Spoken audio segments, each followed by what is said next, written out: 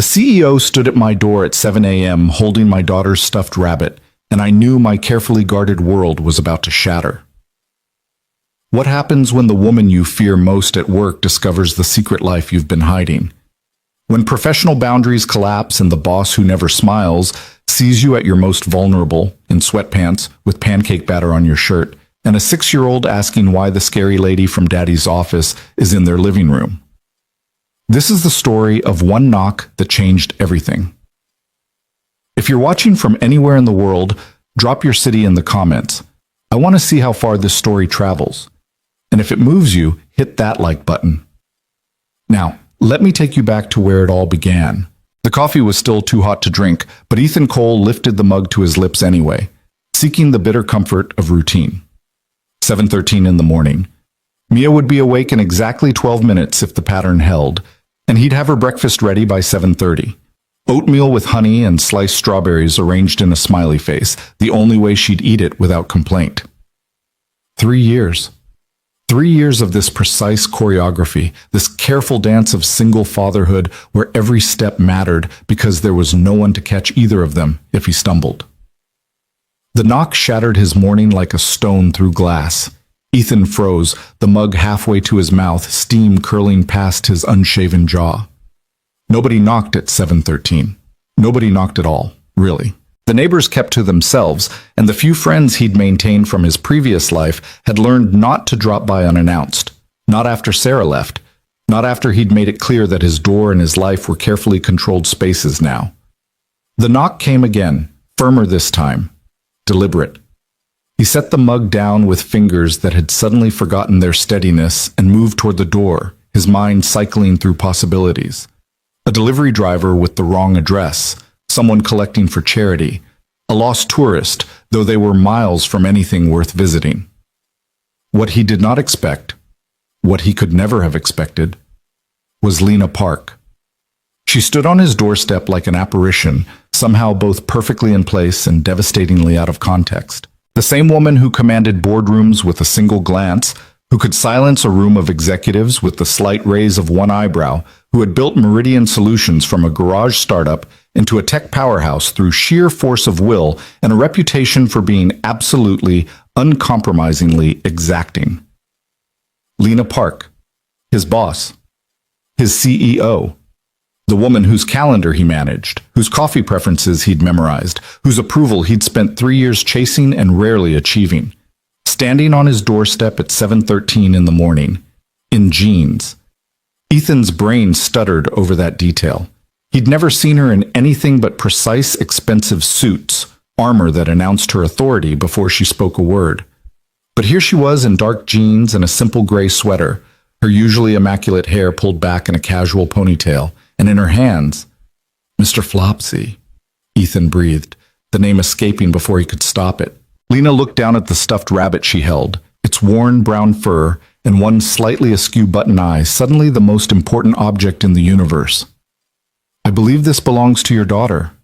Her voice was the same, that crisp, controlled tone that could deliver praise or criticism with equal precision. But something underneath it wavered, something almost uncertain. Ethan became suddenly, horrifyingly aware that he was standing in the doorway of his modest rental house in sweatpants and a faded university t-shirt with a coffee stain near the hem, unshaven, unprepared, completely and utterly exposed. The carefully maintained boundary between Ethan Cole, the competent executive assistant, and Ethan Cole, the barely holding it together. Single father had just evaporated. How did you... He started, then stopped. Because the how didn't matter as much as the fact that she was here, in his space, holding evidence of the life he'd worked so hard to keep separate from the polished, professional persona he wore to the office like a second skin. Last night, Lena said, and something in her expression shifted, a crack in her usual composure.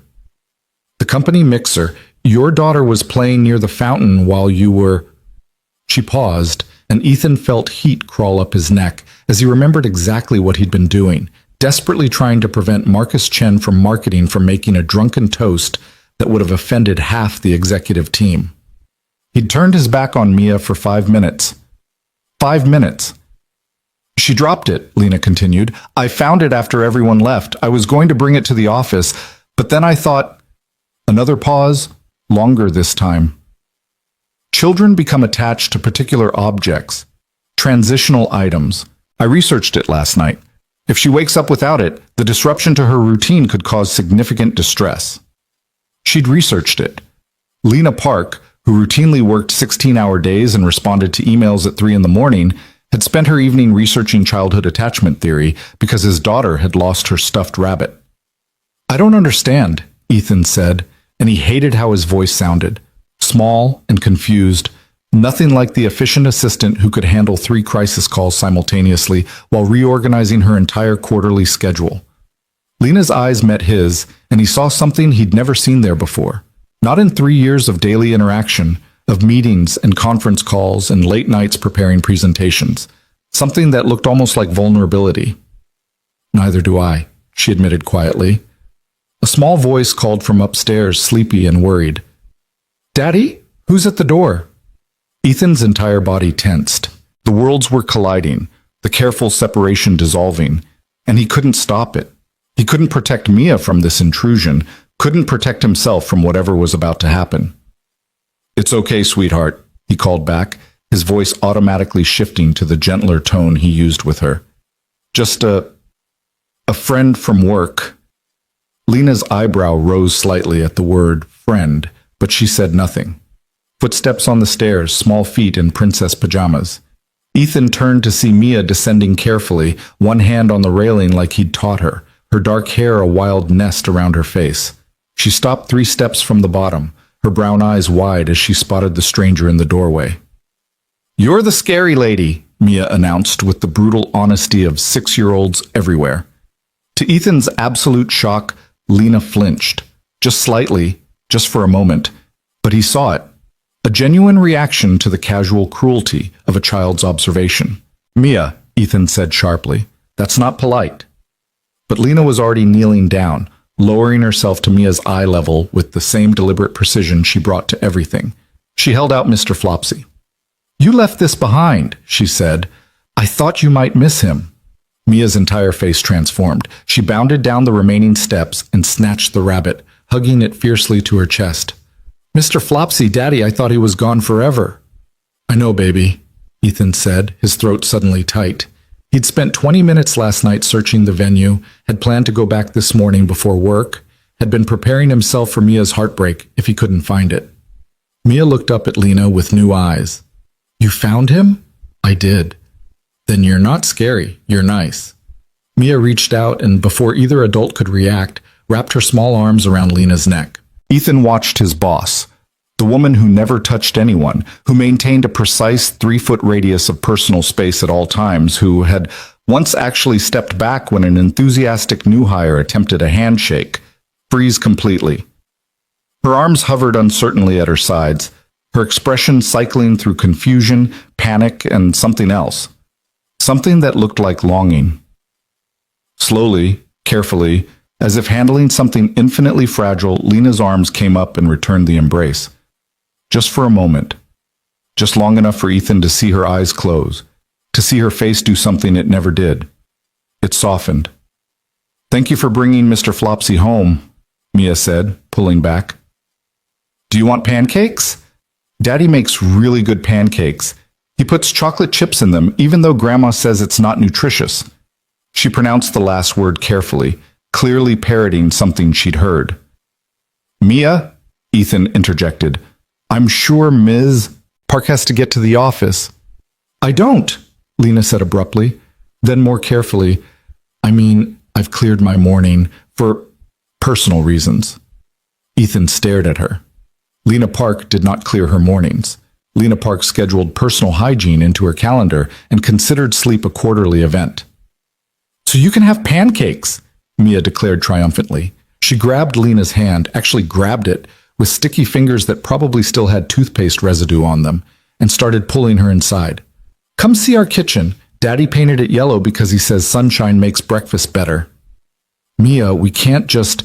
Ethan started, but Lena was already being towed across the threshold into his home, into the life he'd kept so carefully hidden. The door swung wider, revealing the chaos he'd tried to contain.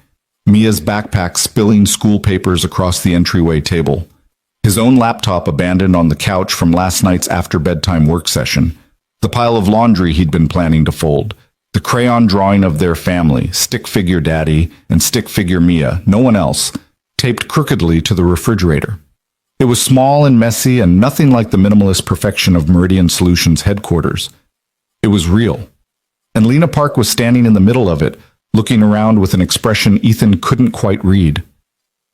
"Your home is," she began, then stopped. "A disaster," Ethan finished, resignation coloring his voice. "I know. I usually have it more together, but last night was warm," Lena said quietly. "I was going to say warm." The word hung in the air between them, laden with something Ethan didn't understand. He watched as Lena's gaze traveled over the lived-in clutter, the evidence of their life, the growth chart marked in crayon on the doorframe, the shelf of picture books with worn spines, the calendar on the wall covered in Mia's stickers, and his careful notations of school events and work meetings.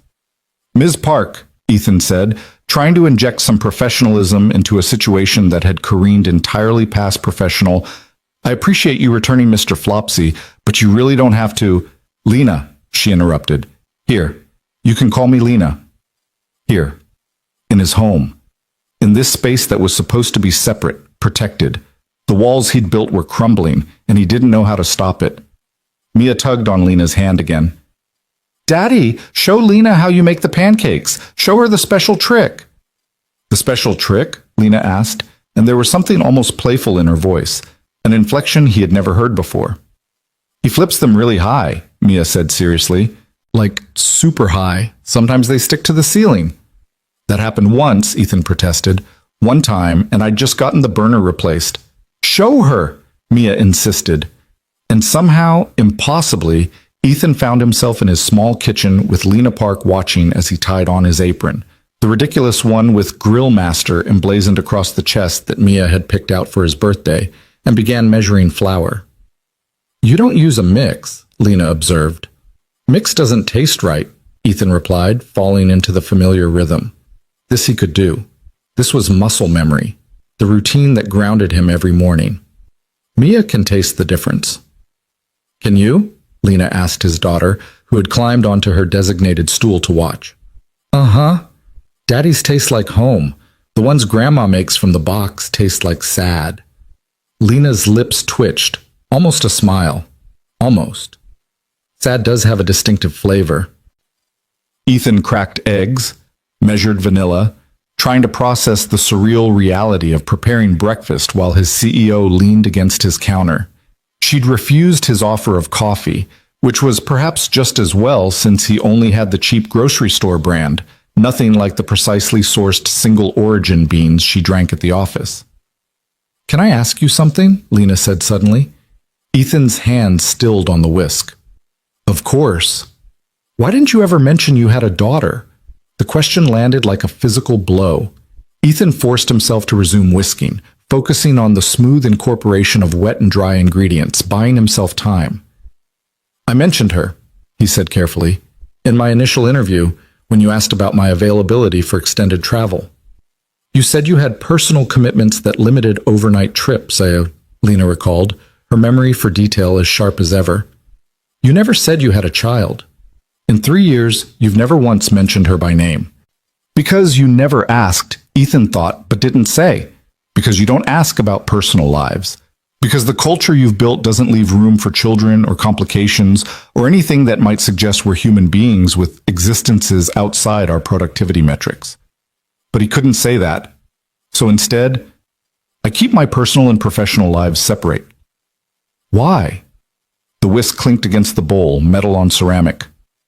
"Because people make assumptions about single fathers, about whether we can really commit to demanding jobs, about whether we're reliable." He risked a glance at her. "About whether we'll always put our children first, which means we won't put the company first." "And do you?" Lena asked quietly. "Put her first?" Ethan met her gaze directly. "Always." He waited for the disappointment, the judgment, the subtle shift in her expression that would tell him he'd just confirmed every doubt she'd ever had about his dedication.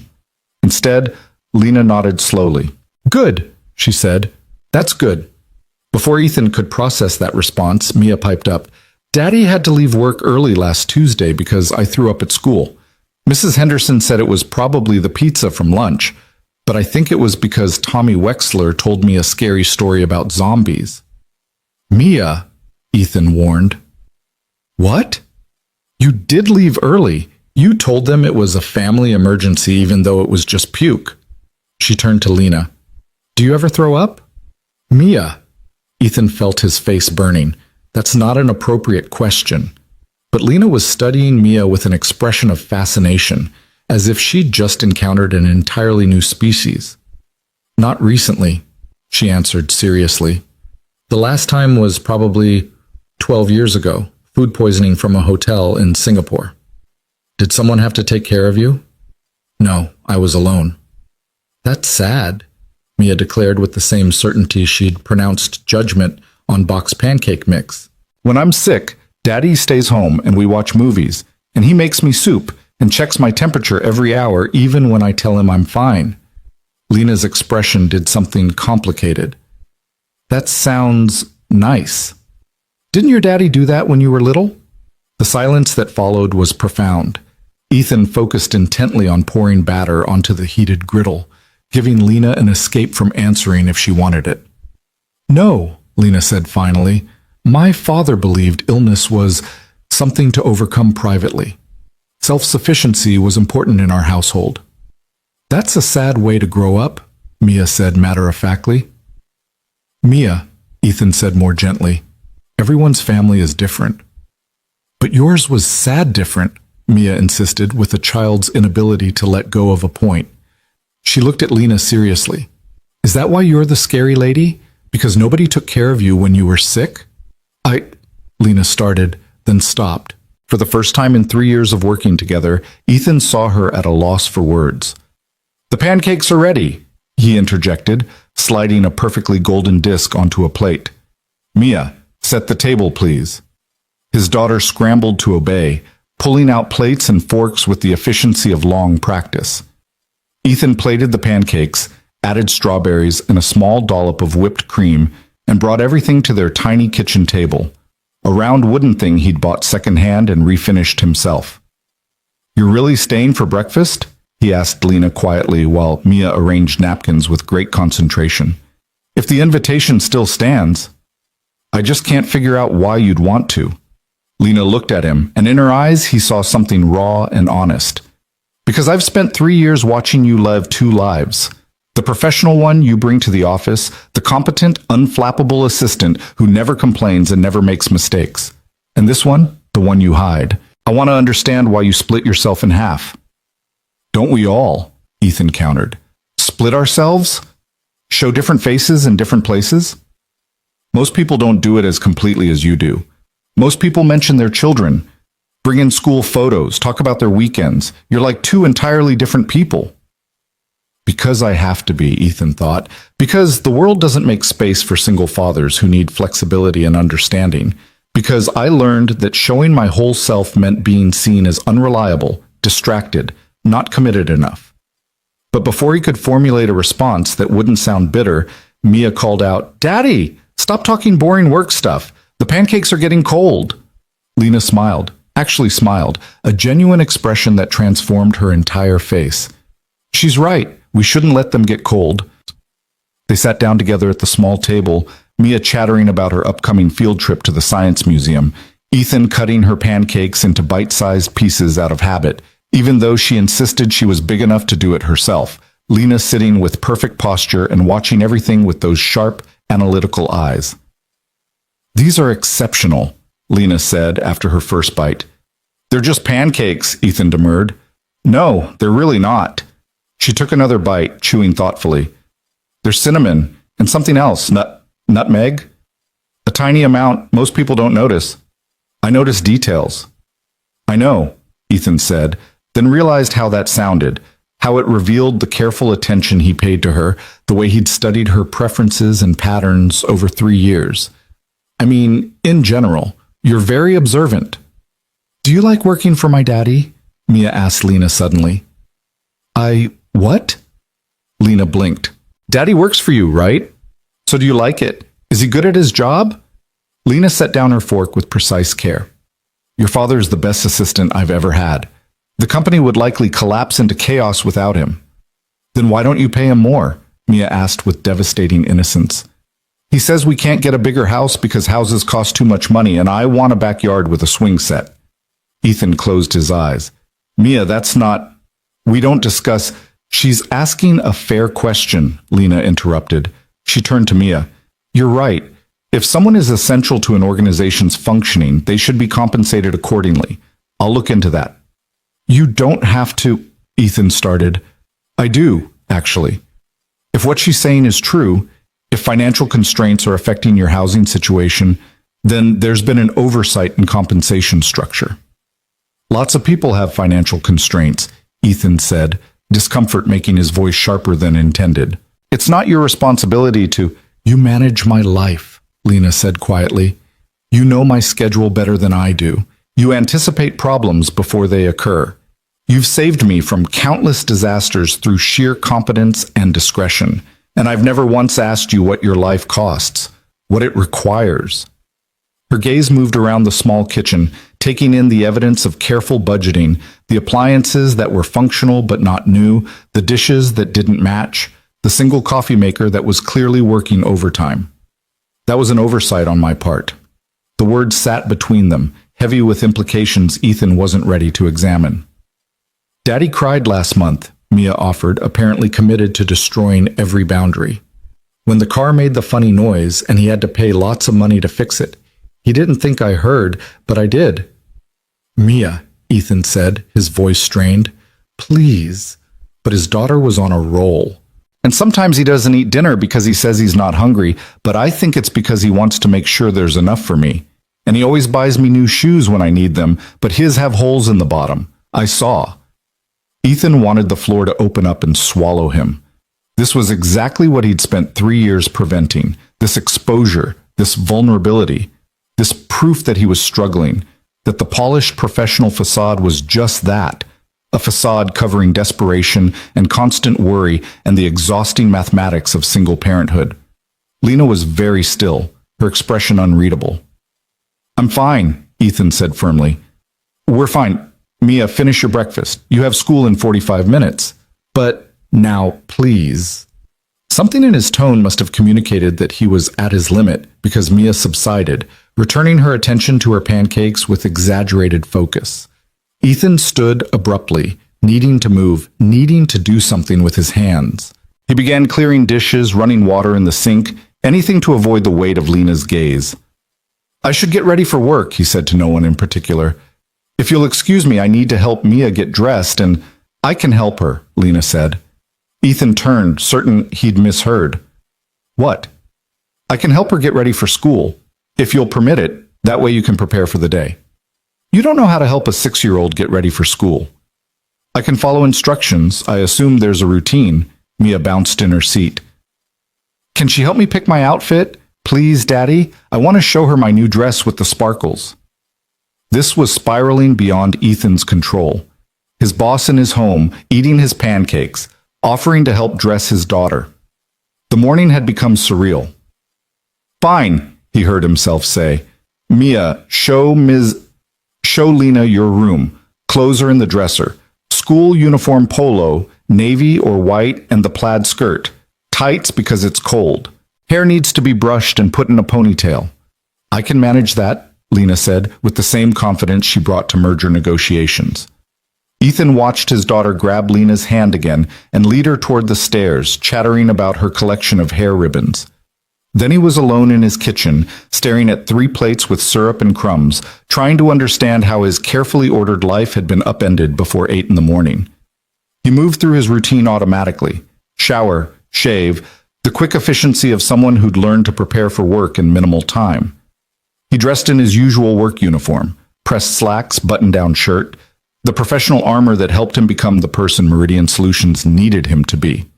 From upstairs, he heard Mia's laughter and Lena's voice, lower and harder to make out. A crash, then Mia calling out, "It's okay, we just knocked over the jewelry box." Ethan closed his eyes and counted to 10. When he emerged from his bedroom, he found an unexpected scene. Lena sitting on the floor of Mia's small room, surrounded by an explosion of necklaces, bracelets, and plastic gems, helping his daughter sort them back into compartments. The pink ones go here, Mia was explaining, and the silver ones go in this section, but the broken ones go in this bag because Daddy says he'll fix them when he has time, but he's been busy for like 100 years. Organizational systems are important, Lena said seriously, placing a plastic tiara in its designated spot. Chaos leads to inefficiency. She looked up and saw Ethan in the doorway. Their eyes met, and something passed between them. An acknowledgement of how strange this was, how unprecedented, how it couldn't possibly mean what it seemed to mean. "She's almost ready," Lena said, standing with unconscious grace. "Her backpack is by the door. I checked to make sure she has her homework. There's a math worksheet and a reading log. The lunch you packed is in the refrigerator. She needs to remember her library book for return." Ethan blinked. "How do you—" "She told me, and there's a note on the refrigerator with today's checklist." Lena brushed imaginary dust from her jeans. "I'm good at following systems." Mia appeared, fully dressed, hair in a slightly crooked but passable ponytail, grinning triumphantly. "Lena helped me, and she's going to come back and have dinner with us." What?" Ethan looked at Lena. "I suggested it might be pleasant," Lena said calmly, but there was uncertainty in her eyes. "If you're amenable, as thanks for breakfast." "You don't have to thank me for pancakes." "Perhaps I want to." The words hung in the air, laden with subtext Ethan couldn't quite grasp. This woman who never revealed anything personal, who maintained rigid boundaries, who treated her own life like a series of optimized processes, she wanted to come back to his chaotic, cramped, real home for dinner. "Why?" he asked quietly, while Mia searched for her shoes. Lena was silent for a long moment. When she spoke, her voice was barely above a whisper. "Because I've spent my entire life in spaces that feel like your office. Perfect. Controlled. Empty. And this—" She gestured around the small room with its mess of toys and books and life. "This feels like something I've been missing, something I didn't know existed." Before Ethan could respond, Mia reappeared, shoes on the wrong feet. He knelt automatically to fix them, his hands gentle, practiced. "Okay," he said, not looking up. "Dinner, but nothing fancy. We're having spaghetti and it comes from a jar."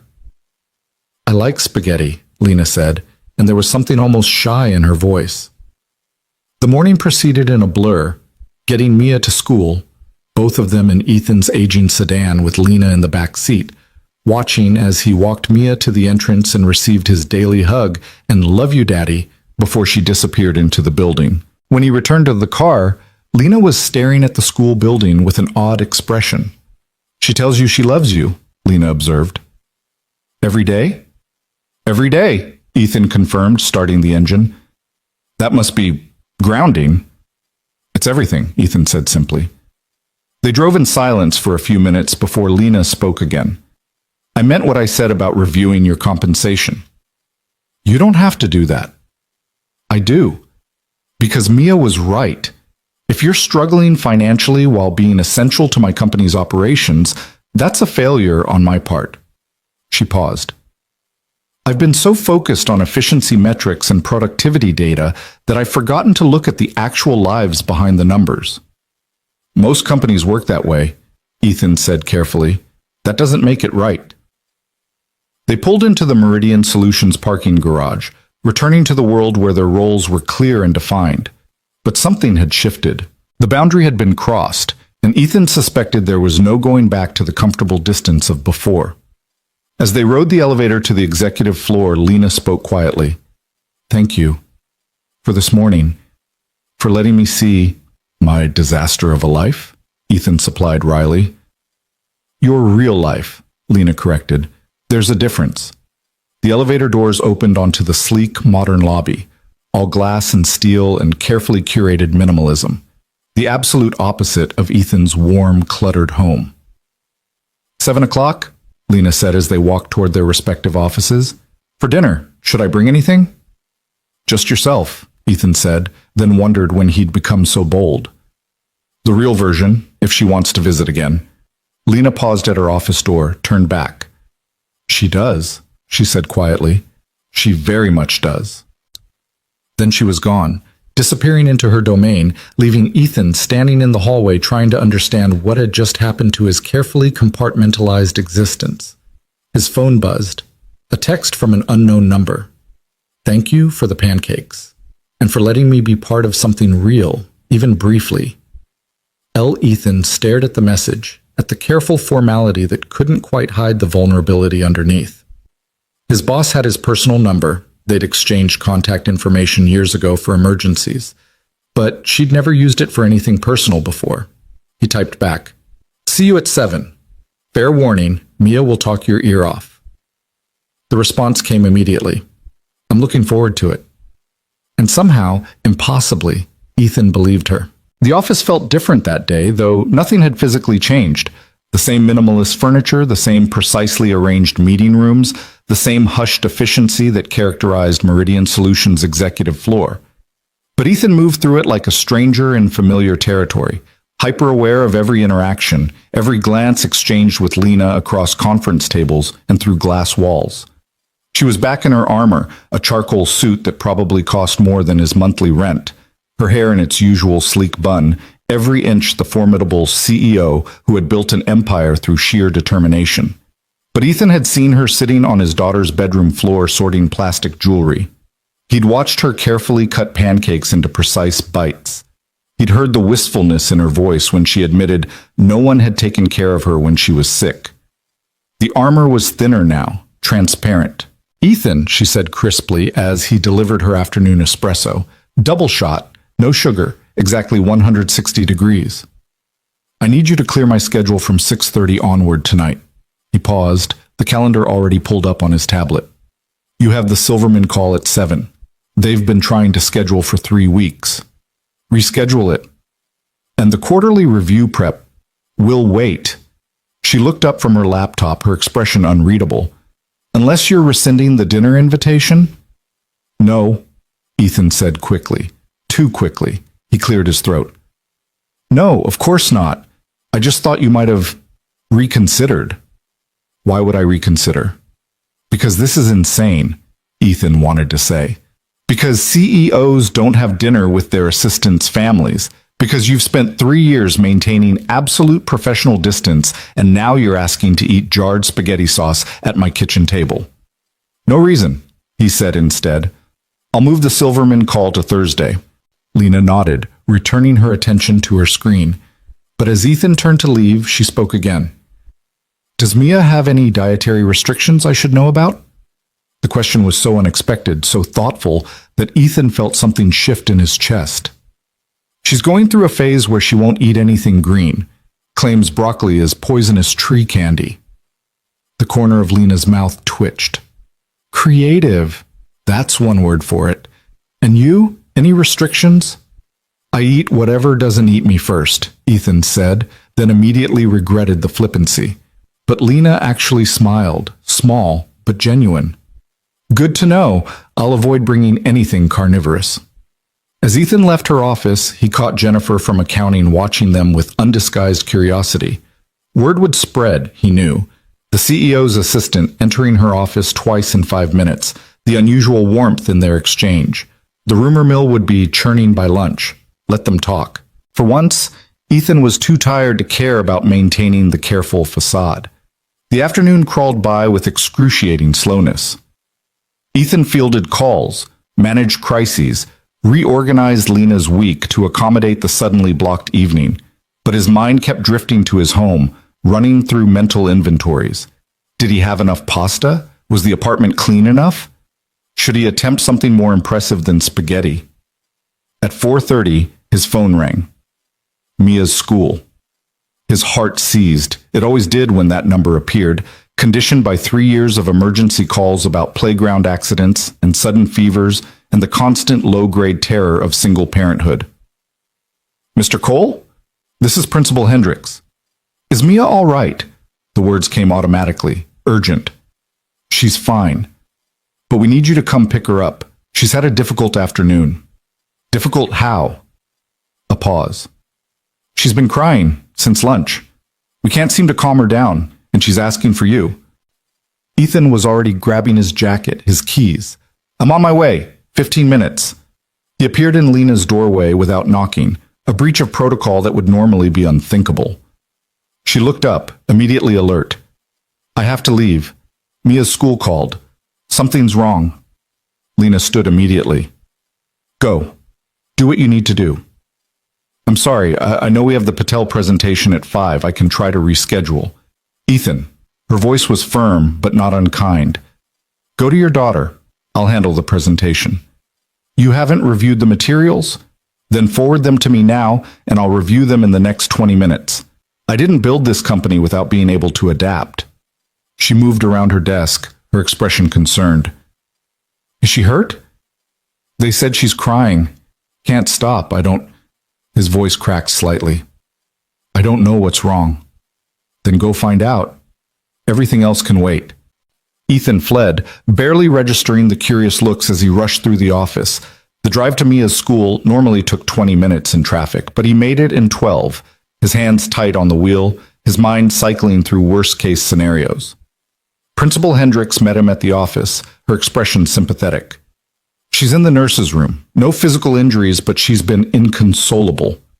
Ethan found his daughter curled in a chair, her face blotchy and wet, Mr. Flopsy clutched to her chest.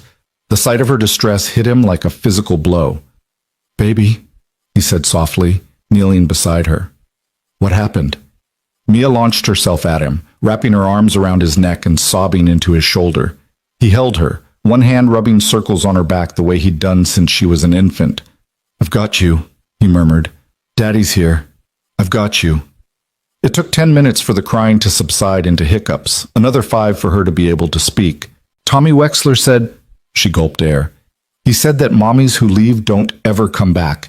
He said his uncle left and now he's gone forever. And that means my mommy is gone forever too." Ethan's heart fractured. This conversation. He'd been dreading this conversation since Sarah walked out 3 years ago with nothing but a note and a forwarding address for legal documents. And then Katie Morrison said that kids without mommies are weird, and everybody laughed, and I tried not to cry, but I couldn't help it. And then Mrs. Patterson sent me to the office for disrupting class, but I wasn't trying to disrupt. I was just sad. "I know, sweetheart, I know." Ethan pulled back just enough to look at her face, to wipe her tears with his thumbs. "Tommy Wexler doesn't know what he's talking about. Every family is different." "But is mommy gone forever?" The question he'd been avoiding for 3 years, rendered unavoidable by the cruelty of first-grade social dynamics. "I don't know," Ethan said honestly, because he'd promised himself he'd never lie to her.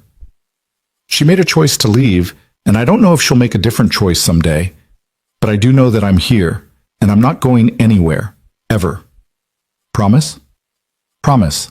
You're stuck with me until you're old and gray and tired of me embarrassing you at your college graduation." Mia managed a watery smile. "That's really old. Ancient.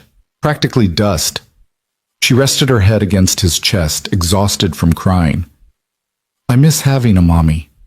The words devastated him as they always did when she voiced the absence that shaped their lives. "I know you do, and that's okay. It's okay to miss her, and it's okay to be sad sometimes, and it's okay to wish things were different." "Do other kids think I'm weird?" "Some might. Some people don't understand that families come in all different shapes and sizes. But the people who matter, the people who are worth your time, they won't care that our family looks different from theirs." Mia was quiet for a moment, then, "Is Lena coming to dinner because she feels sorry for us? Because we don't have a mommy?"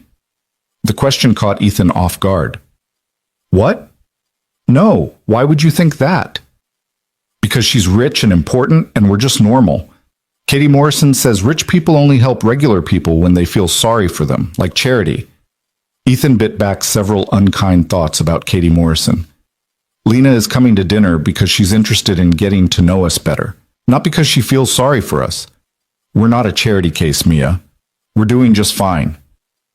Even as he said it, he wondered if it was true. Were they doing fine, or had he just gotten good at pretending? He signed Mia out of school, carried her to the car despite her protests that she was big enough to walk. The drive home was quiet. Mia staring out the window with the contemplative sadness that always followed these episodes. His phone buzzed as he pulled into the driveway. A text from Lena. Patel presentation went well. How is Mia? He stared at the message, touched that she'd thought to ask. Better now. Thank you for covering, of course. See you at 7? Ethan looked at his daughter, small and sad in the back seat. Can we rain check? It's been a rough day. The response came quickly. Absolutely. Take care of her. But before Ethan could set down his phone, another message appeared. Unless... Would it help if I brought dinner instead? No pressure, but sometimes having something to look forward to helps. At least I imagine it would. Ethan read the message twice, hearing the uncertainty in it, the almost hopeful tone. Lena Park, asking permission to bring dinner, admitting she was guessing at what might help because she had no personal experience to draw from. He looked at Mia again. Hey baby, how would you feel if Lena still came over tonight? She'd bring dinner so Daddy doesn't have to cook. Mia perked up slightly. Would she bring fancy food? I don't know. Want me to ask her? A small nod. Ethan texted back, what kind of dinner are we talking about? I have no idea. I've never brought anyone dinner before.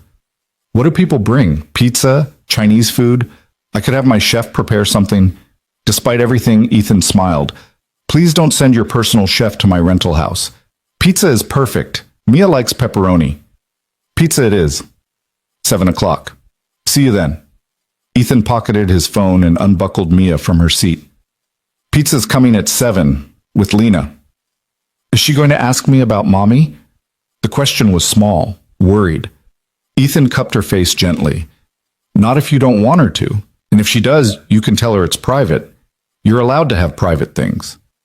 Even from rich people? Especially from rich people. Privacy isn't about how much money you have. Inside the house, Ethan ran Mia a bath with extra bubbles, her favorite comfort ritual, and let her play longer than usual while he tidied the living room with frantic efficiency. The morning's chaos had been one thing. Inviting Lena back into it after a crisis felt different, more vulnerable. By 6:30, Mia was in fresh pajamas, her hair still damp, curled on the couch with Mr. Flopsy and a picture book. She looked fragile, hollowed out by the afternoon's emotional storm. Do I have to tell her what happened? Mia asked quietly. Not unless you want to. What if she asks why my eyes are puffy? Ethan sat beside her, pulling her close. Then I'll handle it. You don't have to explain yourself to anyone, sweetheart. Not ever. The knock came at exactly 7 o'clock. Of course it did. Lena Park was nothing if not punctual. Ethan opened the door to find her in jeans again, different ones, darker, paired with a soft blue sweater that made her look younger, less severe. In her hands were 3 pizza boxes and a bag that smelled suspiciously like garlic bread.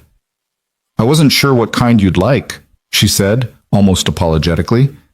So I got pepperoni, cheese, and something called Supreme, though I'm not entirely certain what makes it Supreme. You brought 3 pizzas for 3 people? Is that too much?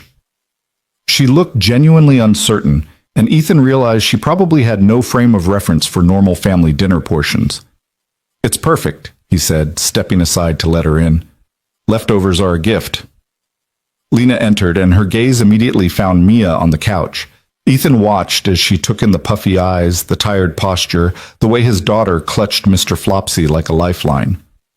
Rough day? Lena asked gently, setting the pizzas on the kitchen counter. Mia nodded but didn't elaborate. I have those too, Lena said, surprising them both. Days where everything feels heavy, and the only thing that helps is pizza and quiet. Really? Mia's voice was small. But you're a CEO. Don't you have to be happy all the time? Lena moved to sit on the edge of the coffee table, facing Mia directly. Being a CEO doesn't mean I don't have feelings. It just means I've gotten very good at hiding them. But that doesn't make them go away. What do you do when you're sad? Honestly, I work. I throw myself into spreadsheets and strategy meetings and convince myself that productivity is the same as feeling better. Lena paused. But I'm starting to think that might not be the healthiest approach. Mia considered this.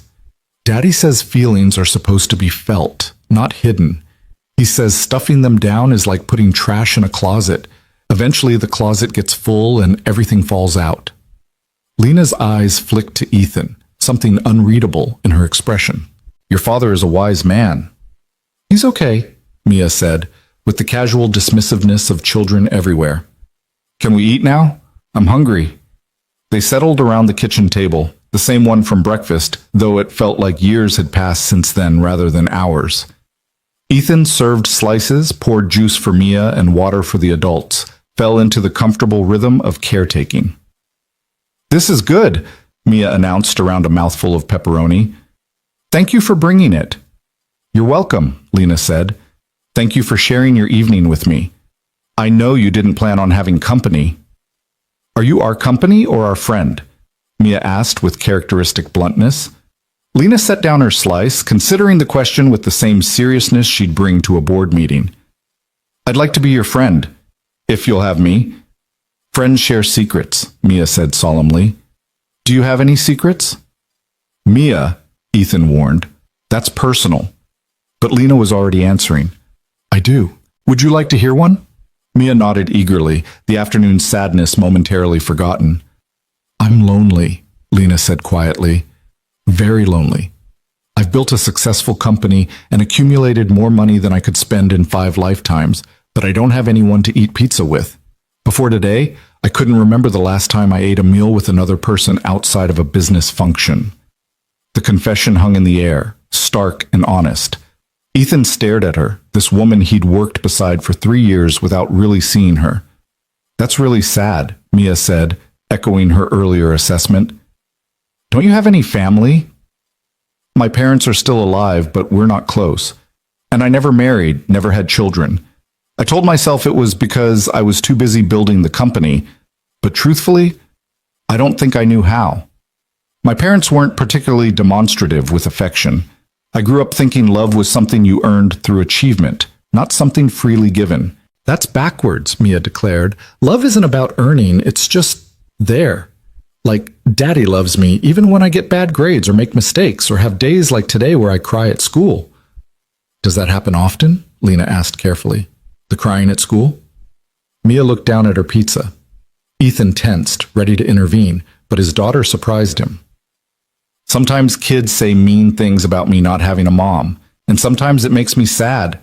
But Daddy says that's okay, that being sad is allowed. Lena was very still. Those kids are wrong to be unkind. Families come in many forms. The shape doesn't matter nearly as much as the love inside them. That's what Daddy says too, Mia brightened. Are you sure you've never had kids? You sound like a parent.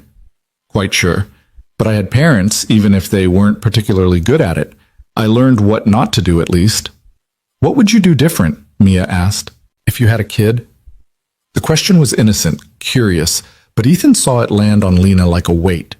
She was quiet for a long moment, her fingers tracing the edge of her paper plate. I would tell them I loved them, she said finally. Every day, multiple times. I would make sure they knew that my love wasn't contingent on their performance or achievements, that they could fail every test, make every mistake, disappoint me 1,000 times, and I would still love them. Her voice grew softer. I would hold them when they cried instead of telling them to compose themselves. I would let them be messy and loud and imperfect. I would choose them over work, always, every time. The raw honesty in her words created a silence that felt sacred. Ethan realized he was holding his breath. You should get a kid, Mia said matter-of-factly. You'd be good at it. Lena's laugh was surprised and genuine. I think I'm a bit old to start now. Daddy says it's never too late to change your life. He was 32 when he became a full-time daddy, and he says it was the best choice he ever made, even though it's really hard sometimes. Is that what he says? Lena's eyes found Ethan's across the table. Among other things, Ethan said dryly, usually at 3 in the morning when you can't sleep and decide to repeat every conversation you've ever heard. I have good memory, Mia said proudly. Daddy also says that people who work too much are running away from something, and that money doesn't buy happiness, and that the most important thing in life is being able to look at yourself in the mirror and like who you see. Does he now? Lena's expression was unreadable. Ethan felt heat creep up his neck. I may have been doing some thinking out loud during some difficult moments. Sounds like wise thinking. They finished dinner in more comfortable silence, Mia's energy slowly returning as sugar and normalcy worked their magic. She insisted on showing Lena her collection of rocks, special ones collected from various meaningful locations, and explained in detail the difference between sedimentary and igneous formations with the confidence of someone who'd watched one too many geology documentaries. Lena listened with the same focused attention she brought to quarterly earnings reports, asking questions, admiring specimens, treating Mia's treasures with genuine respect. "You're good with her," Ethan observed quietly as Mia ran to her room to retrieve another box of collections. "I'm following her lead. She makes it easy. Most people don't have the patience. Most people didn't grow up in a house where children were expected to be miniature adults." Lena's expression was distant. "I appreciate her honesty, her willingness to just be herself without calculation. 6-year-olds are good at that." "So are you." Ethan looked at her sharply. "What?" "You're authentic. Even at work, when you're being professional and efficient, there's something fundamentally genuine about you. You don't play political games, you don't manipulate or scheme, you just do the work and tell the truth." Lena met his gaze. "Do you know how rare that is?" "I don't have the energy for games," Ethan admitted. "Between single parenting and a demanding job, there's no bandwidth left for office politics." "Is it lonely, the way you split yourself between home and work?" The question surprised him with its perceptiveness. "Yes," he said simply. "Very lonely. I have coworkers but not friends. People I'm friendly with but who don't really know me. You're the first person from the office who's ever been here, seen this part of my life." "Why me?" "I've been asking myself that all day." Ethan ran a hand through his hair. "If I'm being honest, I think because you already broke through the wall this morning. Once you'd seen this," he gestured around the small lived-in space, "there didn't seem to be much point in hiding it anymore." "Does it bother you? That I know now?" "I haven't decided yet," Ethan said truthfully. "Part of me is terrified. Part of me is relieved." Before Lena could respond, Mia returned with a shoebox full of leaves pressed between wax paper, each labeled with location and date in Ethan's careful handwriting. The evening drifted into comfortable domesticity. Lena sat on the floor with Mia, examining treasures and listening to stories. Ethan cleaned up from dinner, watching them from the kitchen, trying to reconcile this relaxed, engaged woman with the austere CEO who'd terrified him for 3 years. At 8:30, Mia's bedtime, he intervened gently. "Time for teeth brushing, kiddo." The protest was automatic but half-hearted. Mia was flagging, the emotional exhaustion of the day catching up with her. "Will you come back?" she asked Lena. "Tomorrow?"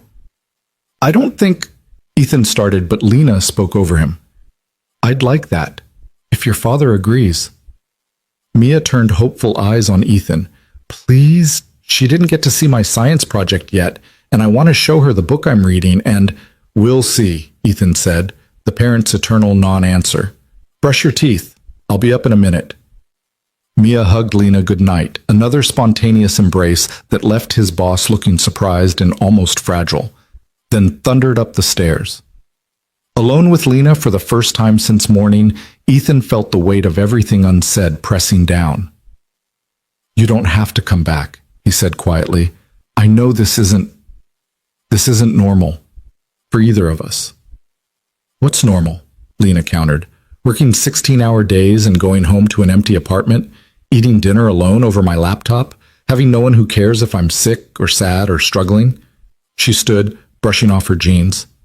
"That's been my normal for 40 years, Ethan, and I'm starting to think it shouldn't be." "I'm not a charity case," he said, old defensiveness rising.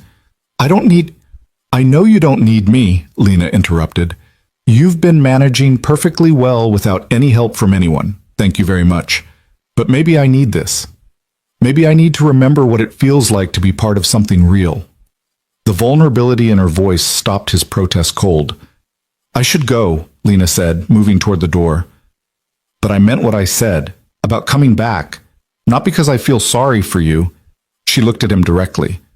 but because being here with you and Mia is the first time in longer than I can remember that I've felt like a person instead of a position.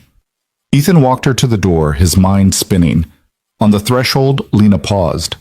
The compensation review, she said. I'm moving forward with it. And before you protest, it's not charity, it's correcting an oversight. You're undervalued, valued, and that's on me. Lena, I also want to implement some policy changes. Flexible scheduling, real family leave, support for single parents. Her eyes were fierce now, determined. Mia mentioned you couldn't afford a house with a backyard. That's unconscionable.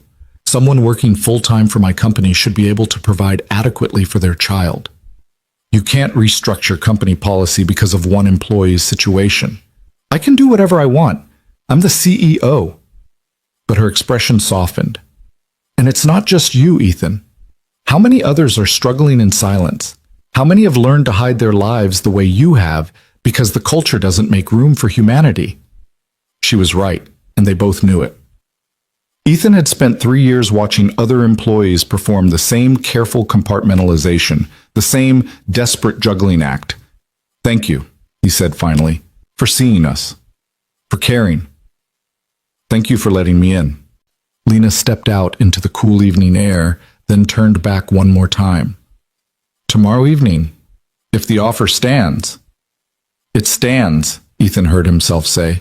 But fair warning, tomorrow is leftover night. It won't be fancy. I don't want fancy, Lena said quietly. I want real. He watched her walk to her car, a sleek Tesla that looked absurdly out of place on his modest street, and drive away. Then he stood in his doorway for a long moment, trying to process the seismic shift in his carefully ordered world.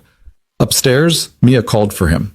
He climbed the stairs to find her in bed, Mr. Flopsy tucked beside her, her eyes already heavy. Is Lena our friend now?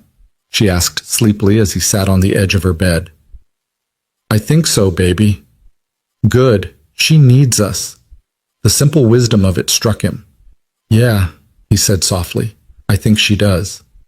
We need her too, Mia added, her voice fading. She makes you smile. You don't smile enough, Daddy. Ethan stroked her hair, his throat tight. Sleep now. Big day tomorrow. But Mia was already drifting off, her breathing evening out into the peaceful rhythm of childhood sleep. Ethan sat there for a while, watching her, marveling at her resilience. A few hours ago, she'd been crying about her mother's absence. Now she was befriending a billionaire CEO and dispensing wisdom about friendship. Downstairs, his phone buzzed. Another message from Lena. I forgot to ask, is there anything Mia needs? For school or otherwise? I realize that's forward, but the offer is genuine. Ethan stared at the message, torn between pride and practicality. They did need things. Her winter coat was too small, the heater in his car was dying, the list was endless. But accepting help meant admitting vulnerability, meant acknowledging that he couldn't do this alone, no matter how hard he tried. His fingers hovered over the keyboard. Finally he typed, "We're okay. But thank you for asking. That means more than you know." The response was immediate. The offer stands. Always. Ethan set down his phone and looked around his small, cluttered, imperfect home. For 3 years he'd built walls to protect this space, to keep his professional and personal lives separate. And in one day, Lena Park had walked through those walls like they were paper. The terrifying thing wasn't that she'd seen his struggles. It was that she'd seen them and stayed anyway.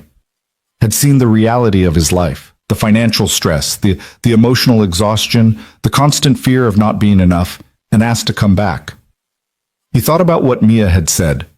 She needs us. Maybe that was the key. Maybe this wasn't about charity or pity. Maybe it was about two different kinds of loneliness, recognizing each other. Lena had spent her life building an empire, but forgetting to build a home. Ethan had built a home, but had no one to share it with except a 6-year-old who deserved more than a father struggling to hold everything together alone. His phone buzzed one more time. Sleep well, Ethan. Thank you for today. All of it. He smiled despite himself, despite the chaos and uncertainty and the voice in his head warning that this couldn't end well. See you tomorrow, he replied. And for the first time in 3 years, the silence of his evening didn't feel quite so heavy. Tomorrow came with the weight of inevitability. Ethan woke before his alarm, staring at the ceiling in the pre-dawn darkness, his mind already racing through the implications of what he'd allowed to happen. 2 dinners, 2 intrusions into his carefully guarded sanctuary. And worse, much worse, the realization that he was looking forward to seeing Lena again, not as his boss, but as the woman who'd sat on his kitchen floor sorting plastic jewelry with his daughter. The morning routine unfolded with mechanical precision: wake Mia, breakfast, the careful negotiation of what constituted appropriate school attire, the drive through morning traffic. But Ethan's thoughts were elsewhere, cycling through scenarios, preparing defenses against a vulnerability he hadn't asked for but couldn't seem to prevent. At the office, Lena was already in her glass-walled domain when he arrived, her silhouette sharp against the morning light. She looked up as he passed, and their eyes met for a fraction of a second, long enough for something to pass between them that had nothing to do with quarterly reports or scheduling conflicts. Professional distance. That's what they needed. A return to the clear boundaries that had served them well for 3 years. The thought lasted exactly until 10:30, when Lena appeared at his desk with a file folder. "The Henderson contract needs your review," she said, her voice carefully neutral. "And I've scheduled the compensation audit for next Monday. You don't have to. We discussed this." Her tone left no room for argument. "It's happening." Ethan took the folder, hyper-aware of Jennifer and Marcus watching from their nearby desks. The office gossip network was probably already speculating about the CEO's unusual attention to her assistant. 7 o'clock tonight?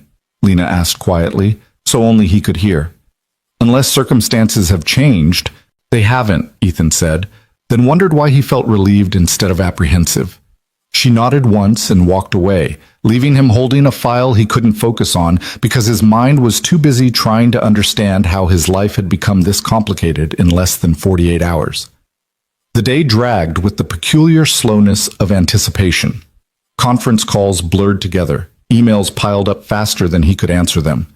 And through it all, Ethan remained aware of Lena's presence just beyond the glass walls, a constant, confusing reminder that the worlds he'd kept separate were now irrevocably merged. At 3 o'clock his phone rang. Mia's school again. His stomach dropped, conditioned by yesterday's crisis. "Mr. Cole speaking." "Hi, this is Mrs. Patterson, Mia's teacher." Her voice was warm, not alarmed. "Everything's fine, but I wanted to let you know that Mia had a wonderful day today. She shared about her new friend during circle time and seemed much happier than yesterday." Ethan's relief was palpable. "That's good to hear. Thank you for calling." "Of course. Oh, and she mentioned that her friend is teaching her about rocks? Something about igneous formations?" It took Ethan a moment to realize Mia had been talking about Lena. His 6-year-old had adopted a CEO as her new friend and was apparently broadcasting this fact to her first-grade class. "Yes," he said weakly.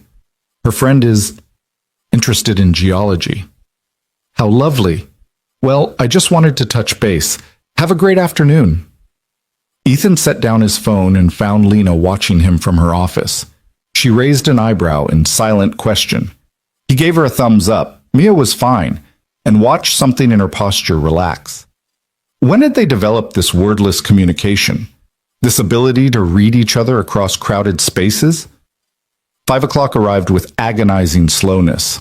Ethan packed his laptop, preparing for the evening work he'd tackle after Mia went to bed. Lena emerged from her office at the same time, her jacket already on. "We could drive together," she suggested.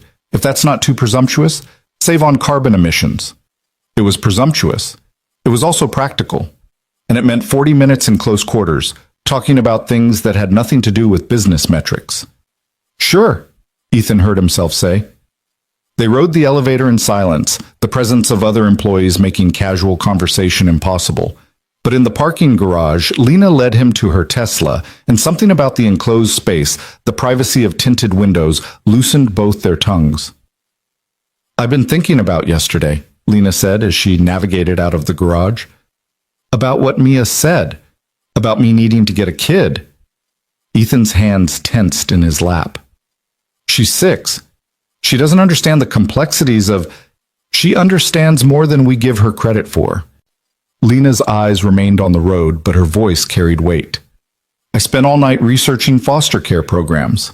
Adoption processes for single parents. The statistics on older children in the system.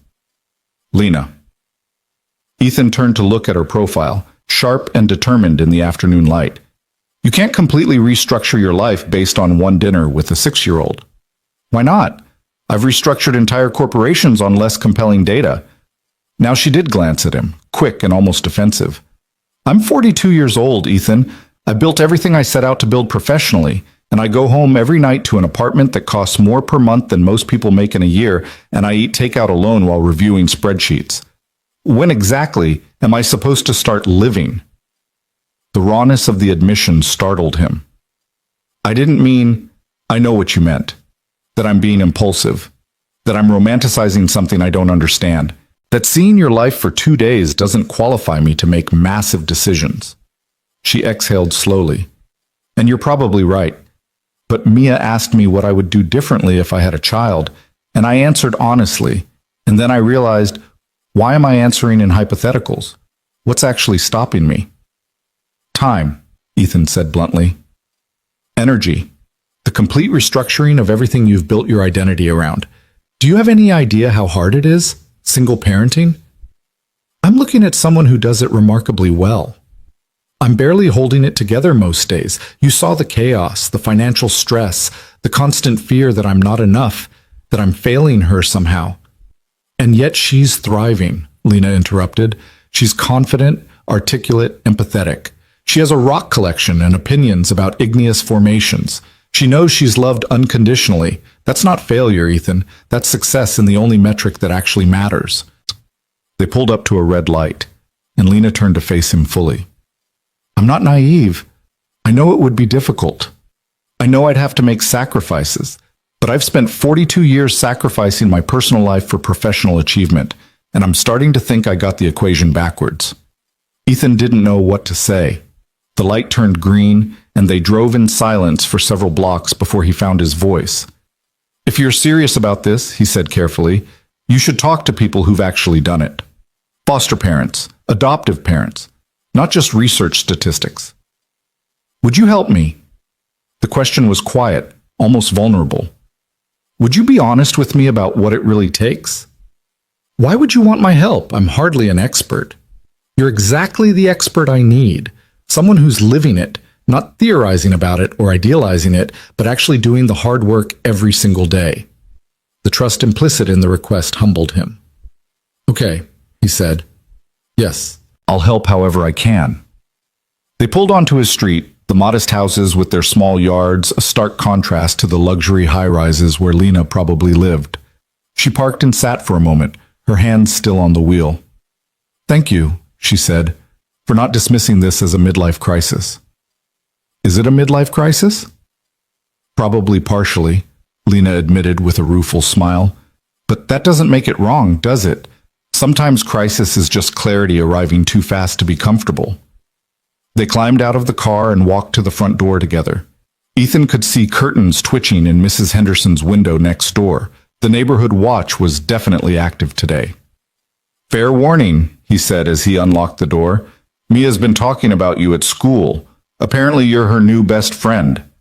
I think I'm okay with that, Lena said softly. The door swung open to chaos. Mia had clearly been watching for them because she launched herself at Lena with the enthusiasm of someone greeting a long-lost relative. You came back! I told Katie Morrison you would, but she said rich people don't come back to normal houses. But I said you're different and you are different because you're here. Katie Morrison sounds like someone who makes a lot of assumptions, Lena said, returning the hug with more ease than yesterday. You should probably stop listening to her. That's what Daddy says too. Mia grabbed Lena's hand and started pulling her inside. Come see my science project. We're growing beans in cups and mine are the tallest in the whole class. Ethan followed them inside, struck by how natural this was starting to feel. Lena in his home, Mia's excited chatter, the comfortable domesticity of it all. It should have terrified him. Instead, it felt like something that had been missing clicking into place.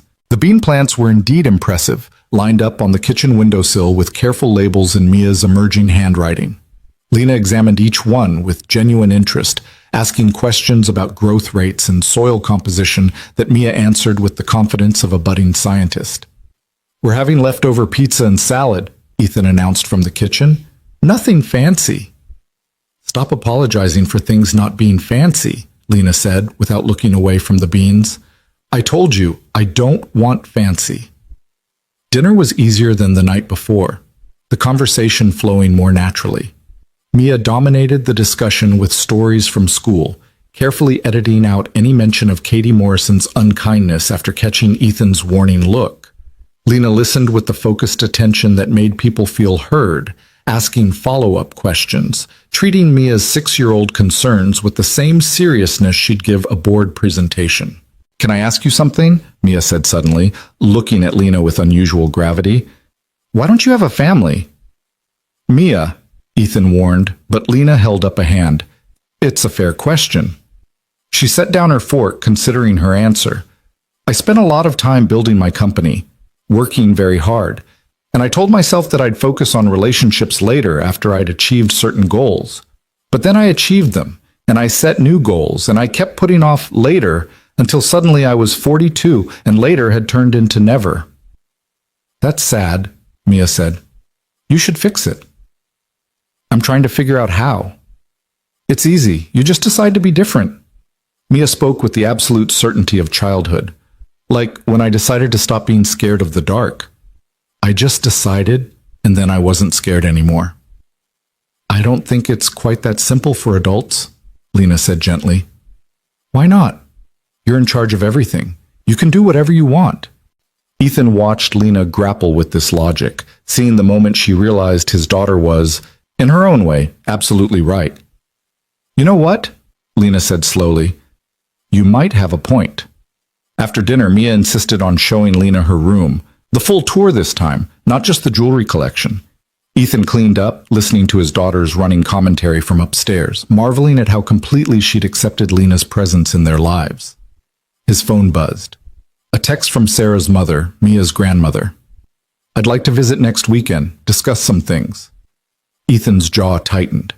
Sarah's parents had been largely absent since their daughter left, their sporadic visits marked by thinly veiled criticism of his parenting choices. The timing couldn't be worse. He typed back, "Saturday afternoon works.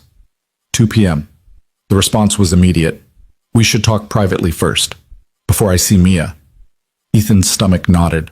Nothing good ever came from conversations that started with, "We need to talk privately." But before he could respond, he heard footsteps on the stairs. Lena appeared, alone. "Mia's showing Mr. Flopsy her new books. I've been temporarily dismissed." "Sorry about that. She can be intense." "I like intense. It's honest." Lena leaned against the counter, watching him with those analytical eyes. "Something's wrong. What happened? How can you tell?" "Your shoulders just went up about 3 inches, and your jaw is doing that thing where you grind your teeth without realizing it. You do it at work when you're stressed." The fact that she'd noticed this detail about him was both touching and unnerving.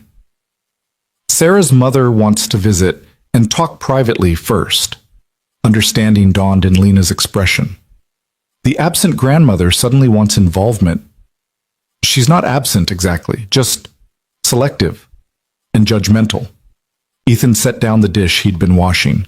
"Every visit is an assessment, a documentation of all the ways I'm falling short." "You're not falling short. You've been here 2 days. You don't know what you're talking about." The words came out harsher than intended, but Lena didn't flinch. "I know what I see. A child who's loved, cared for, thriving despite circumstances that would break most people. That's not failure." "Tell that to Margaret." Ethan's laugh was bitter. "Sarah's mother, she's never forgiven me for not being enough to make her daughter stay." "Her daughter made her own choice. That's not on you. Isn't it?" The question burst out before he could stop it, 3 years of suppressed doubt flooding to the surface. "I should have seen it coming, should have done something differently, been someone different, someone worth staying for." Lena crossed the space between them in 2 strides, her hands gripping his shoulders, forcing him to look at her. "Stop. Sarah's choices were her own. You are not responsible for someone else's inability to appreciate what they had." The intensity in her eyes, The firmness in her voice cut through his spiral of self-recrimination.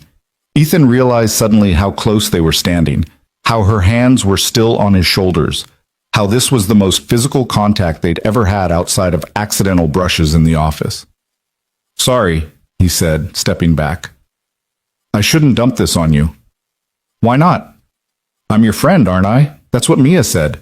Friends share burdens." "Is that what we are? Friends?" Lena's expression shifted, became something he couldn't quite read. "I don't know what we are, but I know that I care what happens to you, both of you. And if some judgmental grandmother is going to show up and make you feel inadequate, I'd like to be here for it." "You can't be here for that. It would just complicate things." "Things are already complicated." Lena's voice was quiet but firm. "And I'm not offering because I think you need protection. I'm offering because I want to help. Because seeing you struggle alone when I have resources and power and the ability to make things easier, it doesn't sit right with me. I don't need rescuing.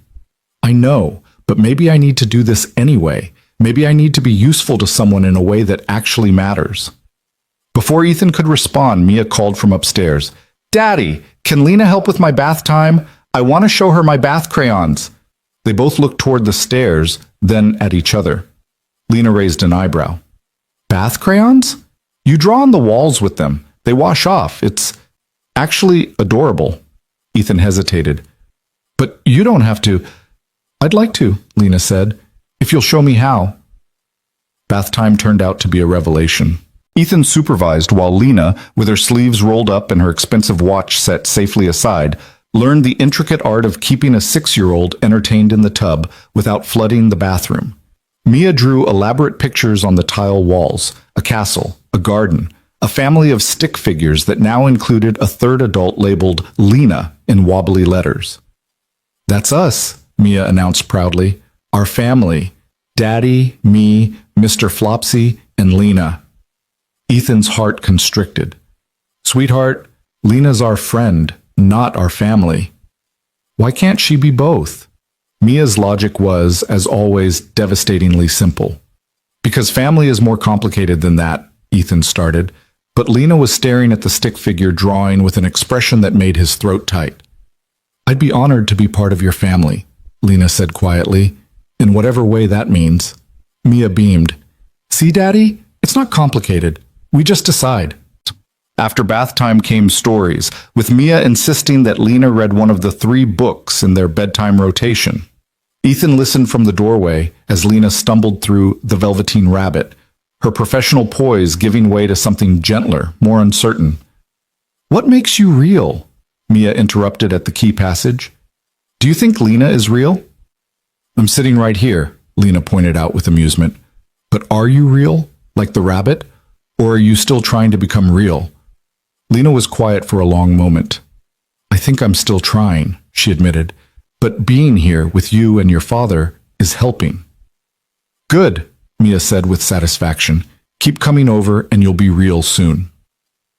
After Mia finally fell asleep, a process that took 3 more stories and 2 glasses of water, Ethan and Lena retreated downstairs. The house felt different in the evening quiet, more intimate.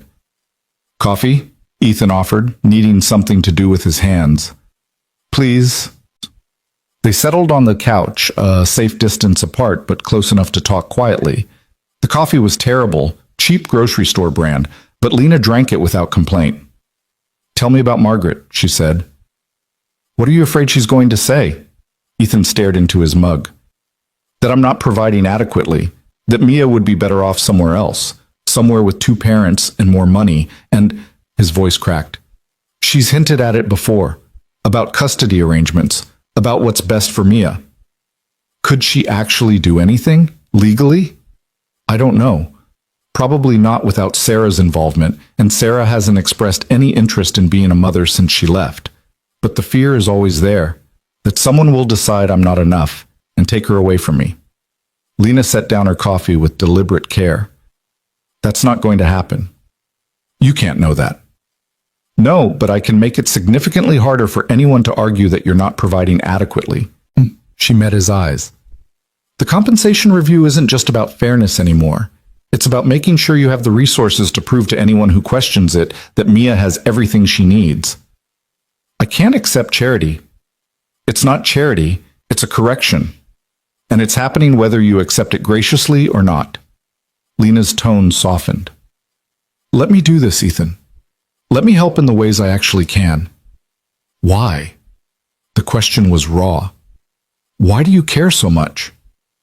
Lena was quiet for so long that Ethan thought she might not answer. When she did, her voice was barely above a whisper.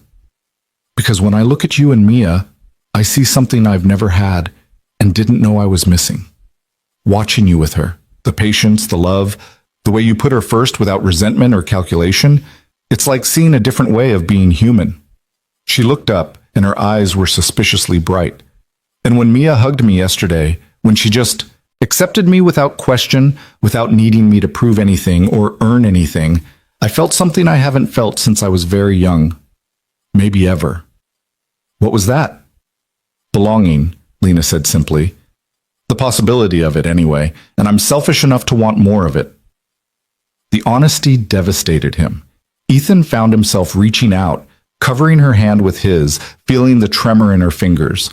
You're welcome here, he said. Anytime. For as long as you want. Even though it's complicated, even though I'm your boss and this crosses every professional boundary, especially because of that, Ethan admitted, because those boundaries were suffocating me, forcing me to be half a person in every space I occupied. This, he gestured between them, around the small living room. This is the first time in 3 years I've felt like I could be whole somewhere. They sat like that, hands touching, coffee growing cold, the silence between them comfortable and charged simultaneously. Outside, the neighborhood settled into evening quiet. Upstairs, Mia slept with Mr. Flopsy and dreams of stick-figure families. I should go, Lena said eventually, but she didn't move. Probably, Ethan agreed, not releasing her hand. Margaret visits on Saturday? That's the plan. I'd like to be here, not interfering, just present. If that's okay, it's more than okay. But are you sure? It could get uncomfortable. I've negotiated hostile takeovers and handled activist investors. I can handle one judgmental grandmother. Lena's smile was wry. Besides, I've been told I can be intimidating when necessary. You can be terrifying, Ethan confirmed. But I've also seen you sort plastic jewelry and read about velveteen rabbits, so the effect is somewhat diminished. Good. Maybe that's who I should be. Less terrifying CEO, more person who cares about you and Mia. The words hung in the air. The acknowledgement that this had become something neither of them had planned for. Something that didn't fit into neat categories or professional frameworks. Lena stood finally, and Ethan walked her to the door. On the threshold, she paused. Thank you, she said, for trusting me with this, with her, with your life. Thank you for wanting to be trusted with it. They stood there for a moment, close enough that Ethan could count the flecks of gold in her brown eyes, see the vulnerability she usually hid so carefully. He thought about kissing her. The impulse was there, sudden and strong, but the moment wasn't right. Too much was still uncertain, too many complications unresolved. Instead, he squeezed her hand once more. See you tomorrow? Tomorrow, Lena confirmed, and Saturday, and probably the day after that if you'll have me. We'll have you, Ethan said, for as long as you want to keep coming back. After she left, Ethan stood in his quiet living room for a long time, trying to process the seismic shifts in his world. 3 days ago, Lena Park had been his intimidating boss, someone he admired and feared in equal measure. Now she was someone who read bedtime stories to his daughter and held his hand while he confessed his deepest fears. His phone buzzed, a text from Lena. I forgot to tell Mia good night. Can you tell her for me? Despite everything, Ethan smiled. She's asleep, but I'll tell her in the morning. Thank you. Sleep well, Ethan. You too. He climbed the stairs to check on Mia one more time, found her sprawled across her bed with Mr. Flopsy clutched tight. The stick figure drawing from bath time was still visible on the tile walls through her open bathroom door. Daddy, Mia, Mr. Flopsy, and Lena, all holding hands. We just decide, Mia had said. It's not complicated. Maybe she was right. Maybe the only thing making it complicated was his fear of wanting something he didn't think he deserved. His fear of letting someone else into the fragile world he'd built for himself and his daughter. But Lena had already crossed the threshold. She'd seen his struggles and his failures and his messy, imperfect life, and she kept coming back. She wanted to be real, wanted to belong to something beyond her carefully constructed empire. And Ethan realized, standing in his daughter's doorway at 10 o'clock on a Tuesday night, that he wanted that too. Wanted someone to share the burden and the joy, the fear and the hope. Wanted to stop being half a person in every space and just be whole somewhere. Wanted, quite simply, to let Lena Park into his life completely and see what happened when two people who'd spent years hiding behind walls finally decided to tear them down. His phone buzzed one more time. I'm researching foster care certification. Want to help me understand what I'm getting into? Ethan smiled and typed back. Come for breakfast tomorrow. Mia and I will give you the full crash course in real life. I'll bring the pancake ingredients. My chef insists there's a difference between store brand and organic. There probably is. We wouldn't know. Then it's time you found out. See you at 7 a.m.? See you then. Ethan set down his phone and allowed himself, just for a moment, to imagine what his life might look like if this continued. If Lena kept showing up every morning and evening, if she really did pursue foster care or adoption, if they built something together that looked like Mia's stick figure drawing, imperfect and simple and real. The fear was still there, the voice reminding him that this couldn't last, that people like Lena Park didn't really belong in worlds like his. But it was quieter now, drowned out by something stronger. Hope. 7 o'clock came too early and right on time. Ethan was already awake, had been for an hour, his mind too restless for sleep. The knock on the door found him mid-coffee, Mia still in her pajamas eating cereal at the kitchen table. She's here, Mia shrieked, abandoning her breakfast to race for the door. Mia, let me... But his daughter had already flung the door open, revealing Lena with her arms full of grocery bags that probably cost more than Ethan's weekly food budget. I may have overdone it, Lena admitted, stepping inside. She was in jeans again, her hair loose around her shoulders, looking younger and less certain than the woman who commanded boardrooms. The store had 17 varieties of flour, and I didn't know which one, so I got several. And then I thought maybe you needed other things, so I just kept shopping. Ethan took the bags from her, peering inside to find organic flour, fresh berries, real maple syrup, vanilla beans, and what appeared to be half the dairy section.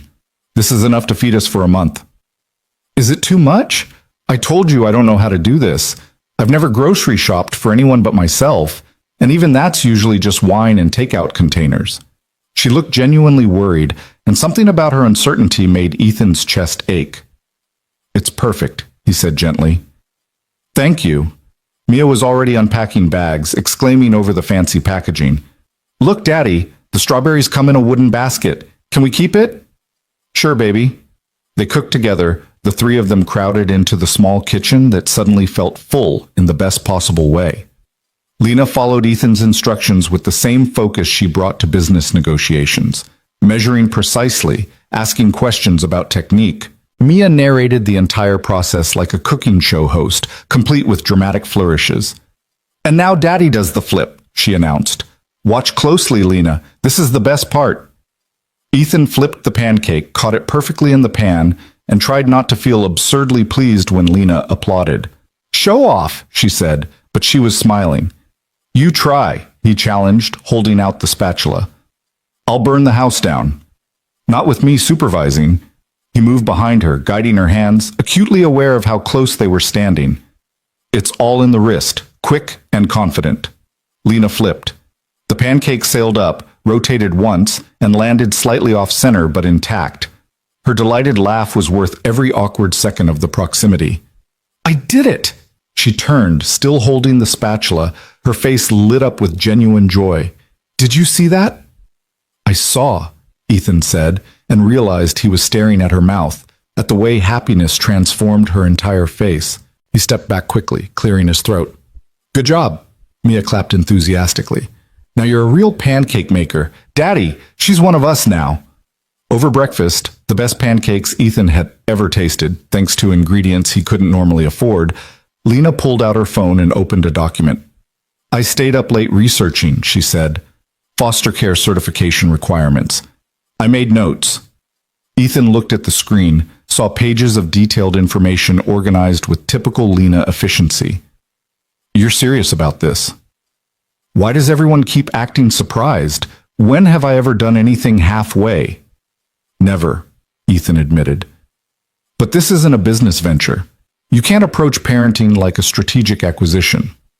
I know that, which is why I'm asking for help. She looked at him directly. Will you be honest with me about what I'm getting into? So Ethan talked.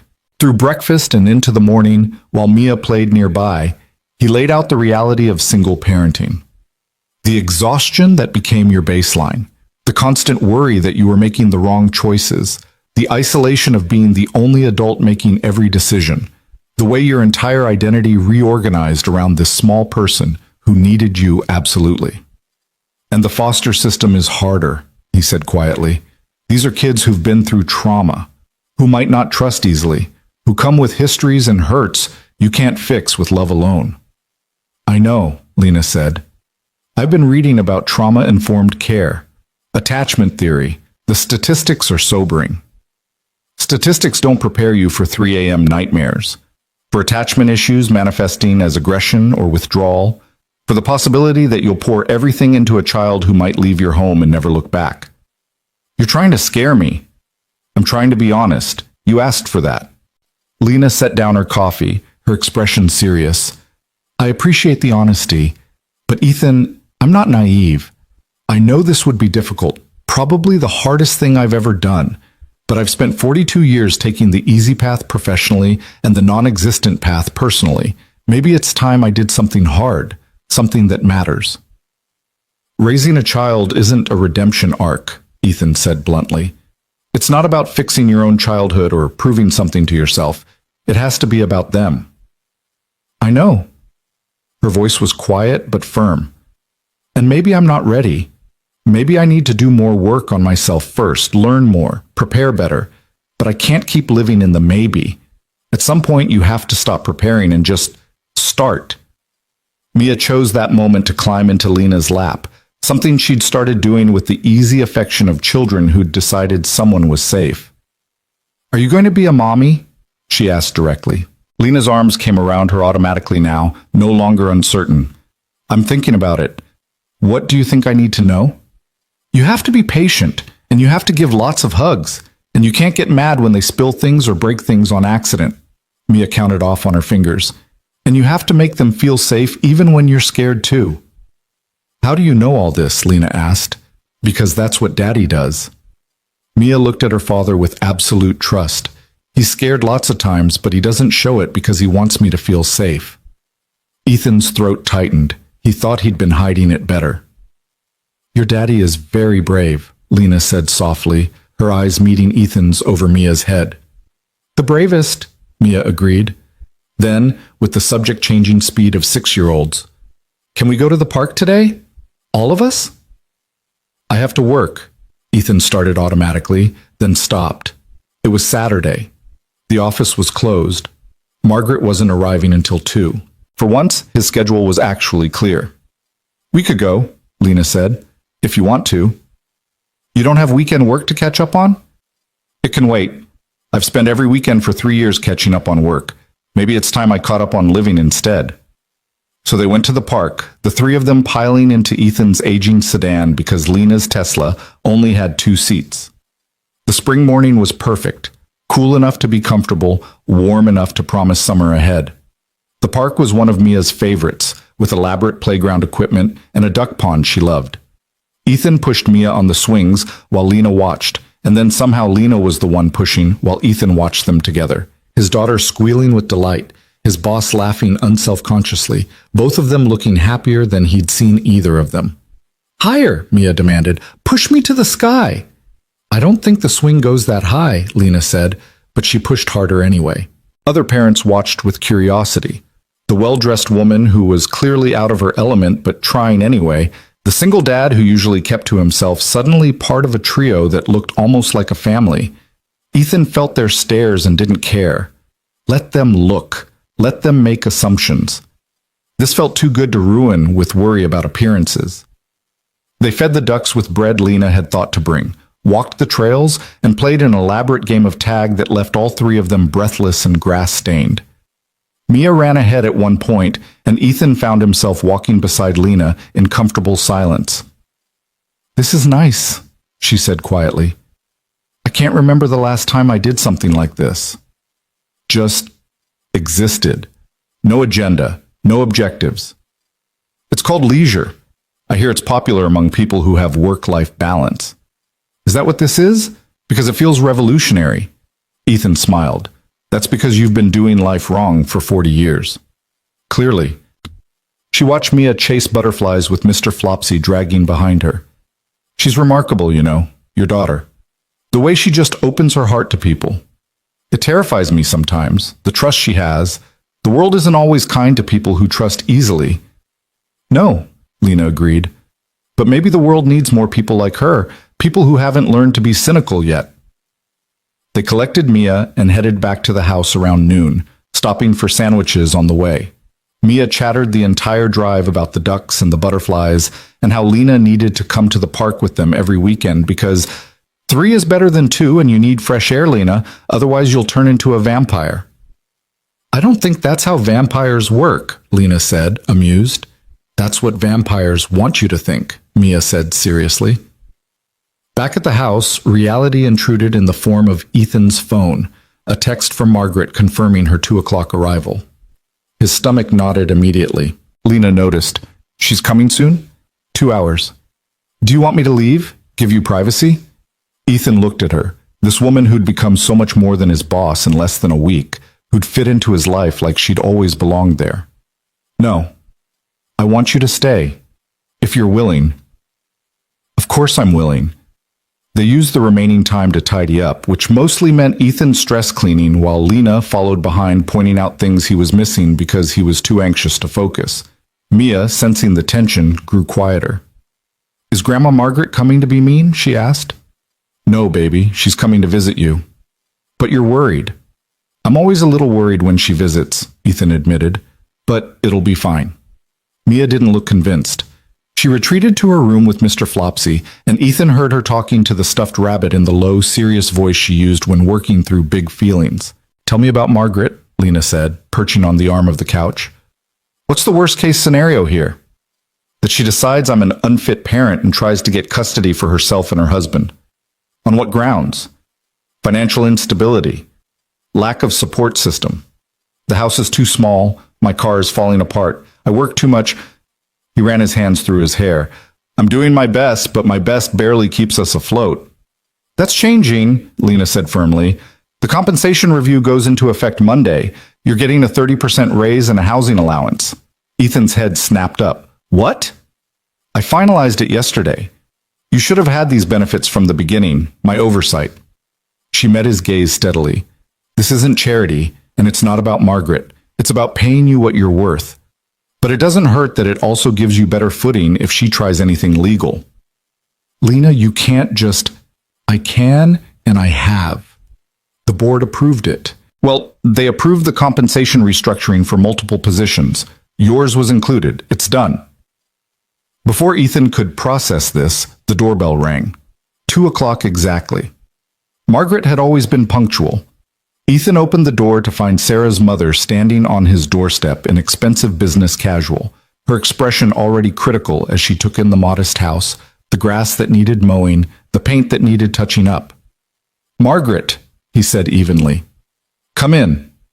She entered with the air of someone conducting an inspection, her sharp eyes cataloging every detail. Then she saw Lena standing in the living room, and her expression shifted to confusion. "I didn't realize you had company. I thought we were meeting privately." "This is Lena Park," Ethan said. "My friend. She was kind enough to stay." Margaret's gaze sharpened. She was a formidable woman in her mid-60s, successful in her own right as a corporate attorney. She recognized power when she saw it, and something in Lena's bearing clearly registered. Park, she repeated. As in Meridian Solutions? The same, Lena confirmed smoothly, extending her hand. Ethan works for me. It's a pleasure to meet you. The handshake was brief, professional, and crackled with unspoken assessment. Margaret was recalculating. Ethan could see it. The presence of a billionaire CEO in her son-in-law's living room changed the dynamics considerably. Where's Mia? Margaret asked. In her room. I'll get her. Ethan climbed the stairs, found his daughter sitting on her bed looking small and anxious. Grandma's here, sweetheart. Do I have to? Just for a little while. Be polite, answer her questions, and I'll be right there the whole time. They descended together, Mia's hand tight in his. Margaret's face softened slightly when she saw her granddaughter, but the critical edge didn't fully disappear. Hello, Mia. You've grown. Hi, Grandma. Mia's voice was quiet, lacking her usual enthusiasm. They settled in the living room, an awkward arrangement with Margaret in the armchair, Ethan and Mia on the couch, and Lena positioned strategically nearby. The conversation started with superficial pleasantries, school, friends, hobbies. But Ethan knew Margaret too well to believe this was just a social call. I wanted to discuss something with you, Margaret said finally, her gaze moving between Ethan and Mia. I've been thinking about Mia's future, about what's best for her. Here it comes, Ethan thought, his muscles tensing. My husband and I have a large house, good schools in the district, resources that could provide Mia with opportunities. Margaret's voice was carefully neutral. We're prepared to offer more structured support, perhaps even consider custody arrangements that might benefit everyone. The words landed like stones. Mia's hand tightened in Ethan's. What does that mean? Mia asked in a small voice.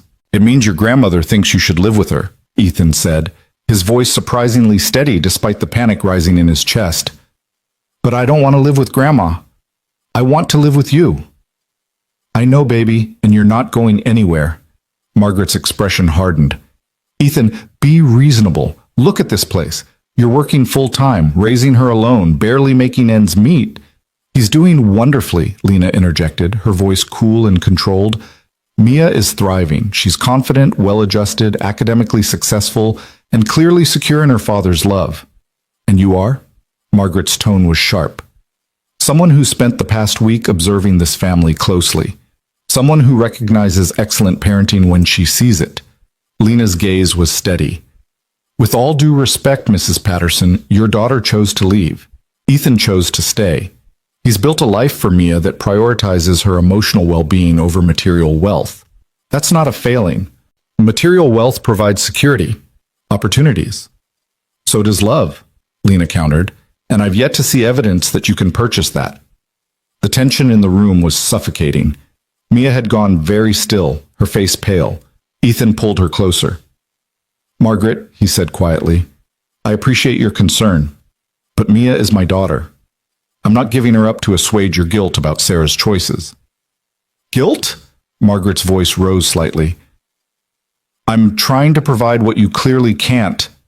A 30% salary increase and housing allowance, Lena said calmly, which Ethan received this week, along with comprehensive benefits that include educational support for dependents. Meridian Solutions takes care of our people, particularly those as valuable as Ethan. It was a masterful play, establishing Ethan's financial stability while subtly threatening Margaret with the knowledge that he now had powerful backing. Margaret's expression shifted again, uncertainty creeping in. This is a family matter, she said stiffly.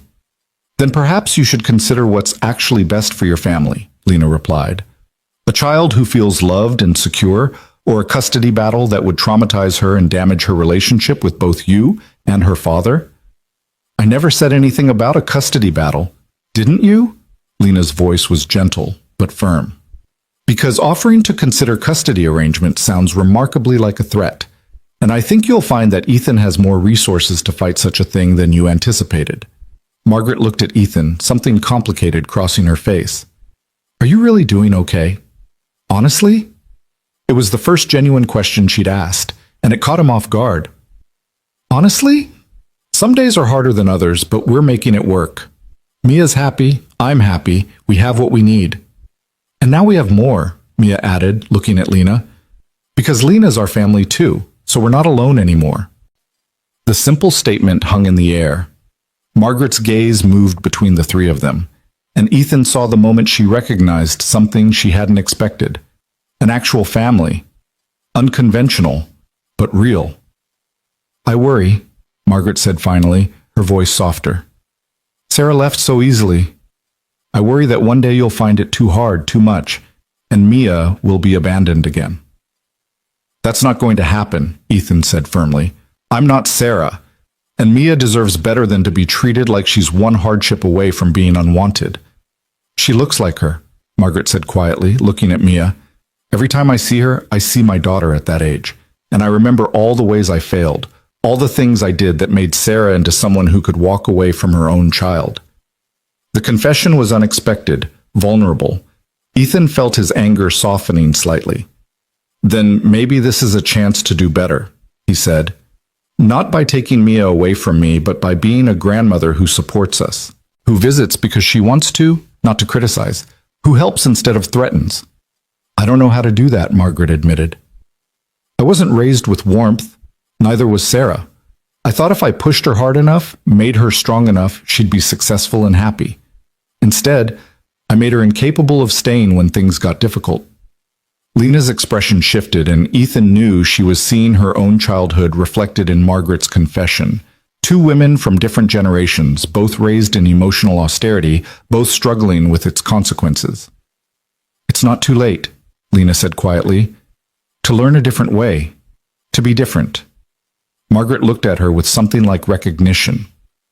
You sound like you speak from experience. I do.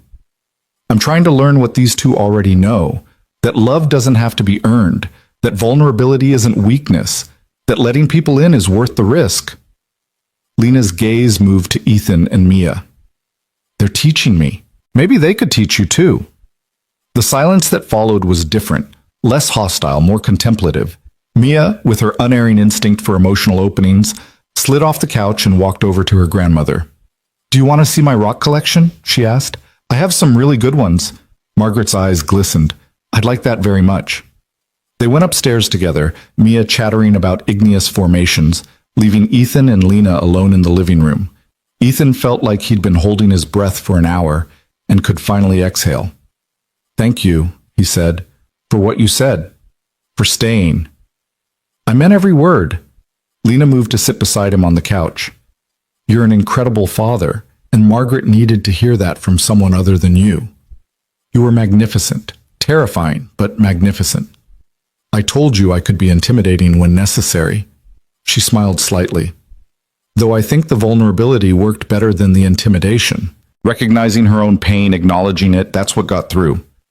You saw yourself in her. Didn't you see it too? Two people raised to equate love with achievement, affection with weakness. Both of us trying to figure out how to be different. Lena looked toward the stairs where they could hear Mia's excited voice. She's brave, your mother-in-law. Admitting she failed. That takes courage. So is what you're doing, Ethan said quietly. Deciding to change your entire life.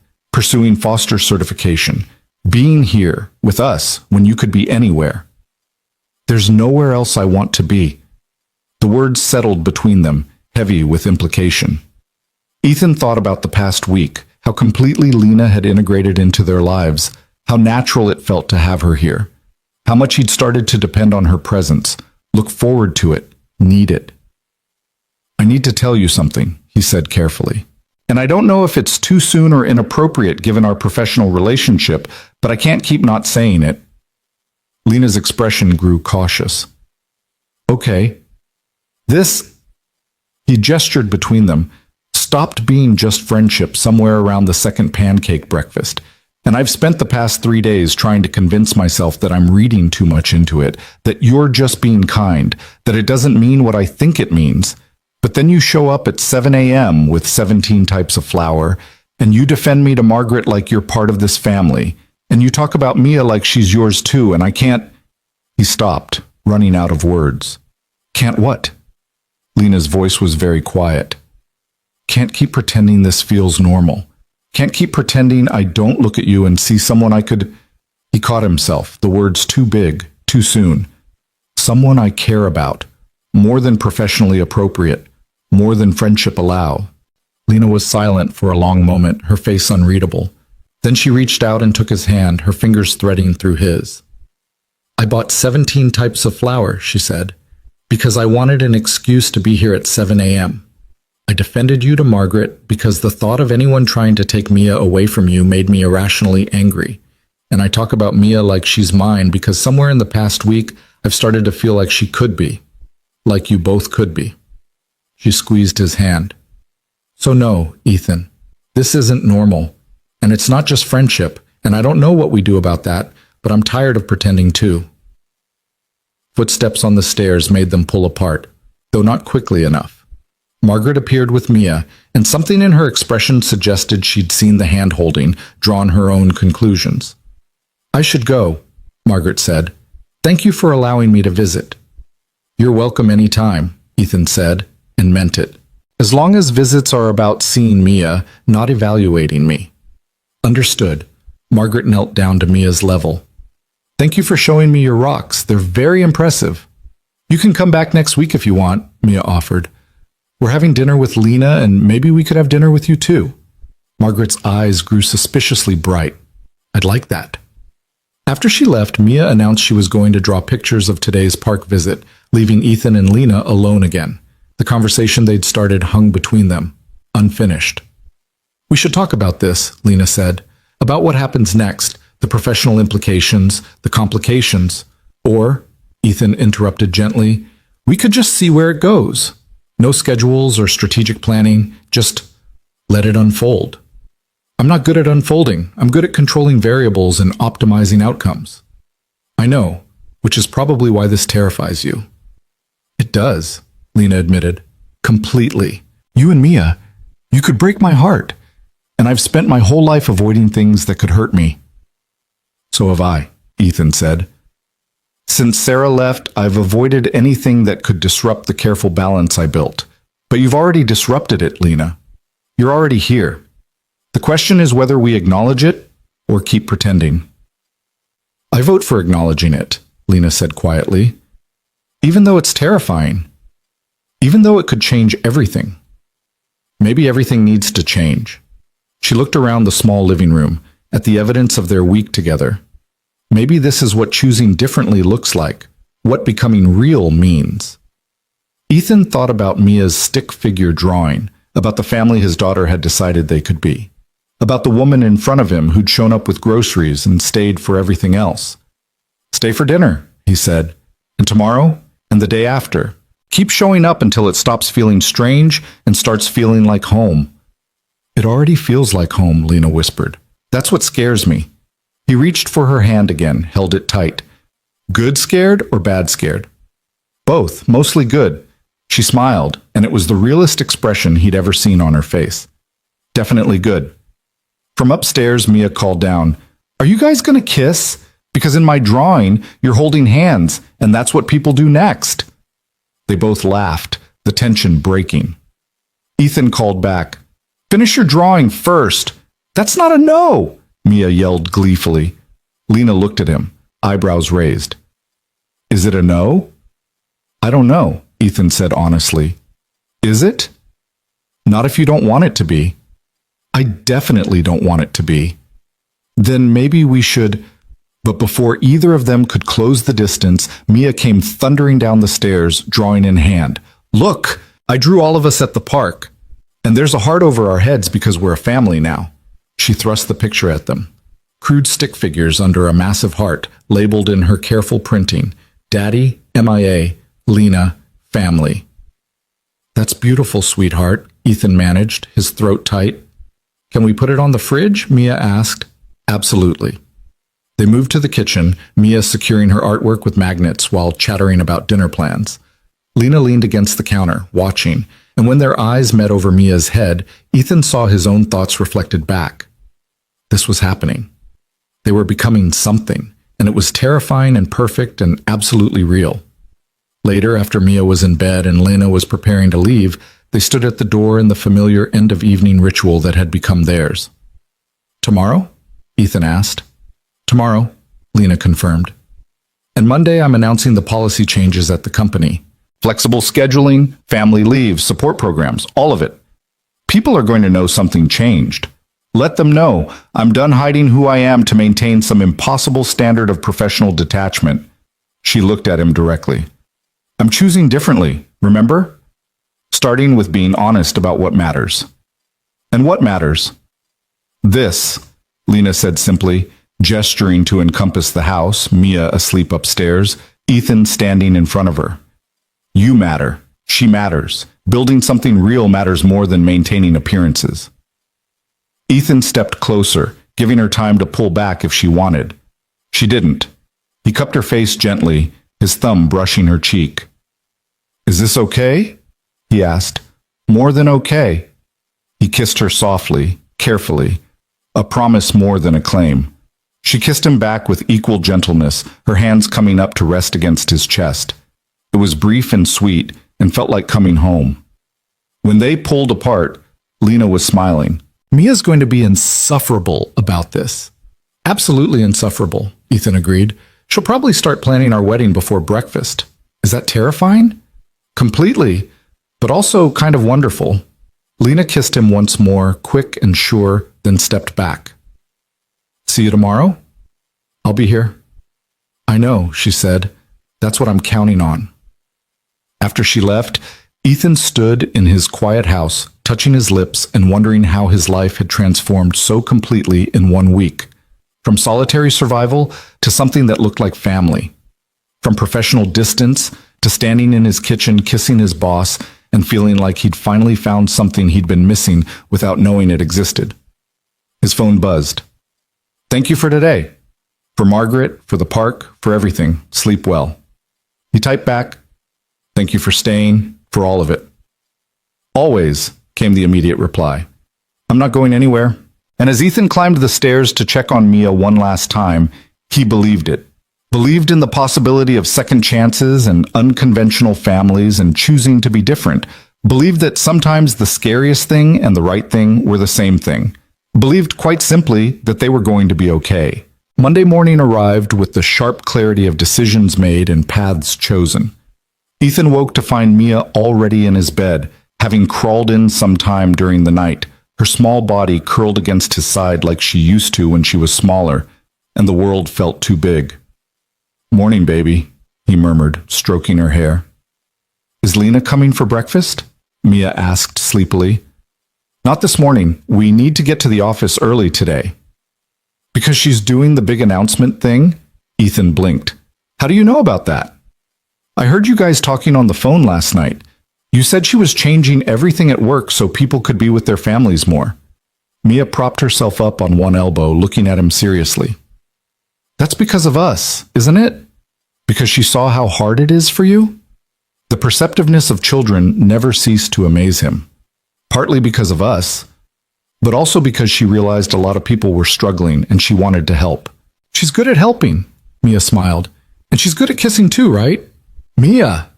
I saw through the railing when I came down for water. You were standing really close and then you kissed, and it looked nice. She tilted her head. Are you going to marry her? Ethan sat up, running a hand through his hair. Sweetheart, it's way too early to talk about marriage. We're just seeing what happens. But you love her. He stopped, the words catching in his throat. Did he love Lena? After 1 week? It was too fast, too soon, completely irrational. And yet, I care about her very much. That's not the same thing. No, Ethan admitted quietly. It's not. They got ready for the day with practiced efficiency, though Ethan's mind was elsewhere. Today, Lena would stand in front of the entire company and announce changes that would fundamentally alter Meridian Solutions' culture. Changes inspired, at least in part, by what she'd witnessed in his small, chaotic home. The thought made him nervous in ways he couldn't quite articulate. At the office, the atmosphere was charged with anticipation. Word had spread that the CEO was making a major announcement, and speculation ran rampant. Ethan fielded questions he couldn't answer, watched Lena through her glass walls as she prepared, saw the determination in the set of her shoulders.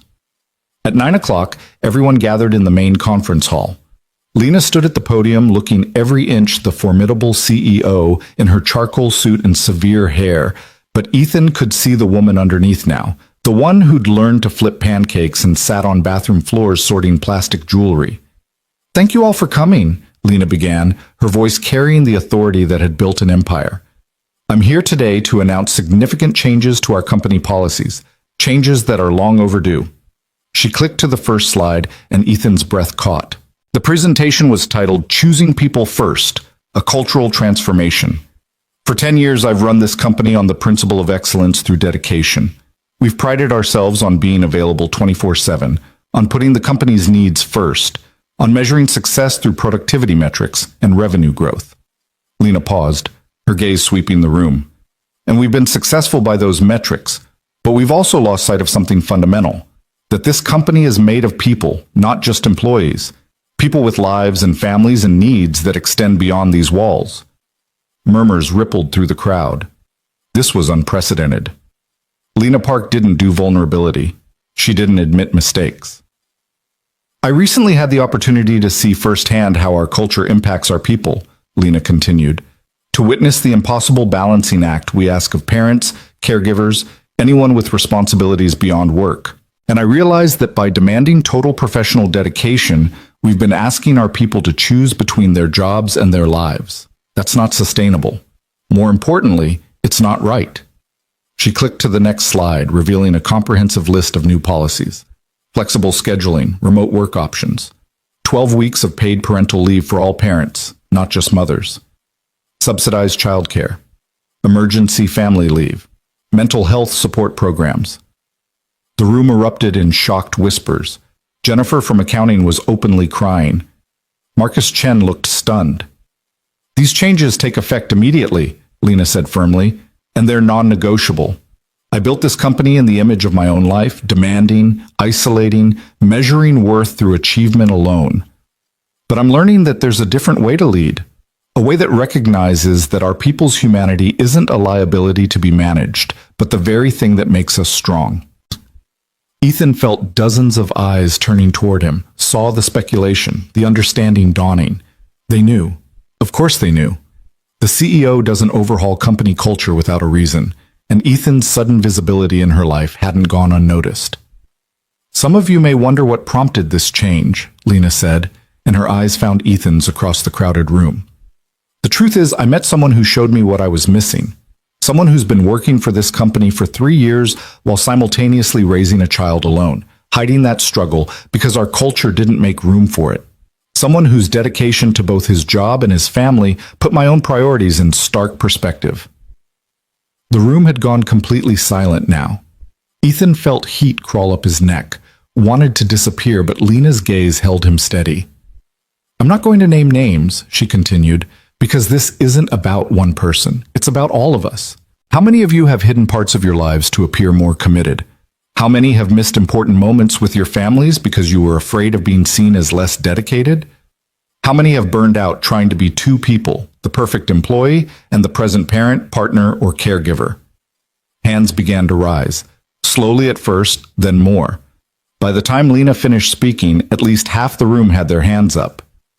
"Exactly," Lena said softly. "We've been doing this wrong, and starting today we're doing it differently. I'm doing it differently, because I've learned that life is too short to spend it all in the office, and success means nothing if you're too isolated to share it with anyone who matters." She outlined the implementation timeline, the support resources, the expectations moving forward. Then she opened the floor for questions. "Will this affect our competitive position?" someone from sales asked. "I believe it will strengthen it," Lena replied. "Happy, supported employees are more productive, more innovative, more committed. We're not lowering our standards, we're raising them by including humanity in the equation."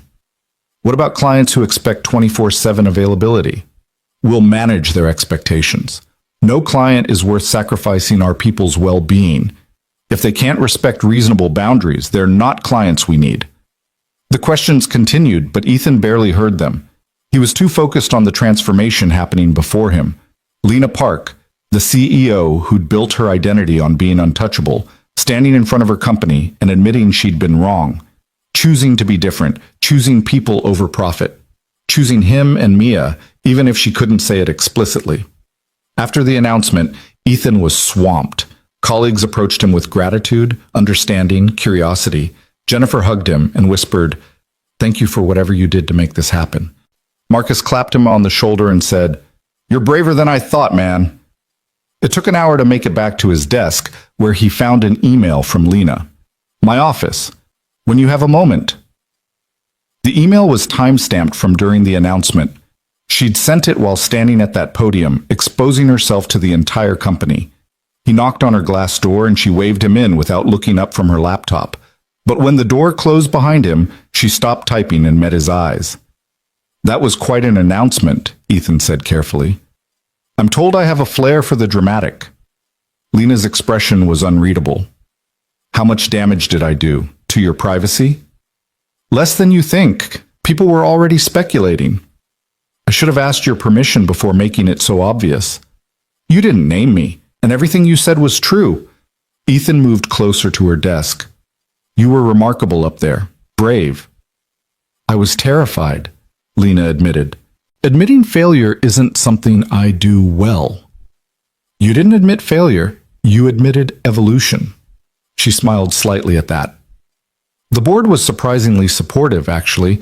Apparently, several members have been quietly concerned about our attrition rates and burnout statistics. One actually said it was about time I prioritized retention. So no board revolt? Not yet, though I'm sure some clients will be unhappy. She paused. "It's worth it, though. Even if it costs us revenue. Some things matter more than profit margins." "Like what?" "Like being able to look at myself in the mirror. Like building something I'm actually proud of, not just something successful." Lena stood, came around the desk. "Like being the kind of person Mia would draw in her family pictures." The reference to his daughter's artwork made Ethan's chest tighten. "You're already in her family pictures." "I know, and I want to deserve that placement." They stood close enough that Ethan could count the flecks of gold in her eyes again, see the vulnerability she was learning to show. "What happens now?" he asked quietly. "With us, I mean. We're still boss and employee. The power dynamic is something we need to navigate carefully," Lena finished. "I know, I've been thinking about it, and I think we need to establish some clear boundaries. At work, we're professional. No favoritism, no special treatment. Your performance reviews will be handled by someone else. Any perception of impropriety gets addressed immediately. And outside of work? Outside of work, we figure this out, together, slowly." She reached up, touched his face gently. "I'm not good at slow, but I'm willing to try.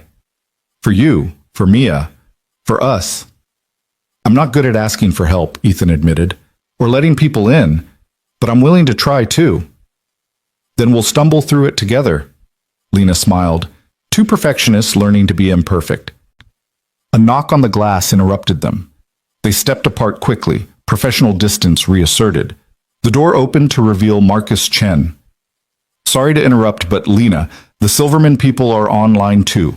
They're upset about the boundary expectations. Tell them I'll call back in 10 minutes. And Marcus, get used to interrupting me. Part of the new culture is respecting everyone's time equally."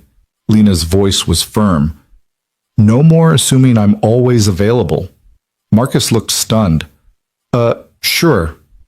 Okay." After he left, Lena turned back to Ethan. "See? Already different. Old me would have taken that call immediately, worked through lunch, stayed until 8. New me sets boundaries." "How does it feel?" "Terrifying and liberating in equal measure." She checked her watch. "You should go. We both have actual work to do. But tonight, dinner at your place, I'll bring something that isn't pizza or pancakes." "You cooking?" "I'm going to attempt cooking. Fair warning, it might be inedible." "We'll order backup pizza," Ethan said, grinning. "See you at 6? 6 o'clock. I'll even leave the office on time." As Ethan left her office, he felt eyes following him through the workspace. The speculation would be intense, the gossip rampant. But for the first time in 3 years, he didn't care about hiding. Lena had just stood in front of the entire company and essentially announced that he mattered enough to change her entire approach to business. Hiding seemed pointless now. The rest of the day passed in a blur of meetings and messages and the constant hum of change rippling through the company. People were excited, nervous, hopeful. Parents were crying with relief. Younger employees were reassessing their futures with the company. The culture Lena had built over 10 years was transforming before their eyes. At 5:30, Ethan packed his laptop and headed out, something he'd never done before. Always, he'd stayed until 6 or 7, squeezing in extra work before collecting Mia from aftercare. But today, he left on time. Because he could now. Because the culture said it was okay. He picked up Mia from school, where she launched into immediate interrogation. Did Lena do the thing? Did she change everything? She did. And people were happy? Very happy. Because of us. Ethan pulled her close as they walked to the car. Because of a lot of things. But yes, partly because of us. Because Lena saw how we live and realized people needed more support. So we helped? You helped. You and your big heart, and your drawings, and your questions about why rich people don't know how to be family, said. He kissed the top of her head. You helped her remember how to be human. Mia was quiet for a moment, processing. Is she coming to dinner? She is, and she's bringing food she cooked herself. Is it going to be gross? Probably a little, but we'll eat it anyway because she tried. That's what you tell me about my art projects when they're ugly. Exactly the same principle. At home, Ethan did something else unprecedented. He didn't immediately open his laptop. Instead, he played with Mia, helped her with homework, let himself be present without the constant pull of work emails demanding attention. It felt strange and wonderful. Lena arrived at 6:15 with bags of groceries and an expression of determination. I'm making chicken parmesan, she announced. I watched 3 YouTube videos and bought all pre-measured ingredients. How hard can it be? Famous last words, Ethan murmured, but he let her take over his kitchen. The cooking process was chaotic. Lena approached it like a science experiment, measuring precisely, following instructions to the letter, and still somehow ending up with flour everywhere and chicken that was simultaneously burnt on the outside and undercooked in the middle. This is a disaster, she said, staring at the smoking pan. It's an attempt, Ethan corrected, rescuing the meal. And attempts are how we learn. I'm used to being good at things immediately. I know, but this is you being human, imperfect, real. He bumped her shoulder with his. It's progress. They salvaged what they could and supplemented with the emergency pizza Ethan had wisely ordered. Over dinner, Lena told Mia about the announcement, translating corporate speak into 6-year-old terms. So now all the mommies and daddies who work at your company can see their kids more? Mia asked. Exactly. And people who need to take care of sick family members, or who need mental health breaks, or who just need to be humans with lives. They all get support now. Because you learned that people need people? Yes, Lena said softly. I learned that people need people, and that I need people too. Mia reached across the table and took Lena's hand. You have us now. You're not alone anymore. The simple statement made Lena's eyes glisten. No, I'm not alone anymore. After dinner, after Mia was in bed following another elaborate bedtime routine that Lena was learning to navigate, Ethan and Lena found themselves on the couch again. Their spot, apparently. I got a call from Margaret today, Ethan said. She apologized. Actually apologized for threatening custody. Said seeing us together made her realize she was projecting her own failures onto our situation. That's good, right? It's huge. She's never apologized for anything in the entire time I've known her. He shook his head. She wants to have regular visits, actually be a grandmother instead of an inspector. You did that. You and your stubborn insistence on doing this alone until you showed her a better way. I think we did that. Together. Ethan turned to face her. I need to tell you something, and it's going to sound crazy because it's only been a week. Lena's expression grew cautious. Okay. I love you. The words tumbled out too fast, too raw. I know it's too soon, and it's probably just adrenaline or proximity or the intensity of everything that's happened, but I can't keep not saying it. I love you. The way you show up every day trying to figure this out. The way you're not afraid to fail at cooking or parenting advice. The way you look at Mia like she's the most important person in the world. The way you changed your entire company because you saw we needed help. He took a breath. I love you, and I don't expect you to say it back. I just needed you to know." Lena was very still, her eyes wide. For a terrible moment, Ethan thought he'd ruined everything. Then she laughed, a surprised, delighted sound. "You're right, it is crazy. It's been 1 week. I've only known Mia for 7 days. This is the fastest, most illogical thing I've ever done." She cupped his face in both hands. "And I love you too, both of you, completely, irrationally, terrifyingly." "Yeah?" "Yeah." She kissed him, deeper than before, with the certainty of decisions made. "I want this, Ethan. All of it. The chaos and the complications, and the burnt chicken and the bedtime stories. I want family dinners and Mia's rock collections and your terrible coffee. I want to learn how to be someone's person." "You already are," Ethan said against her lips. "You've been our person since the moment you showed up with Mr. Flopsy."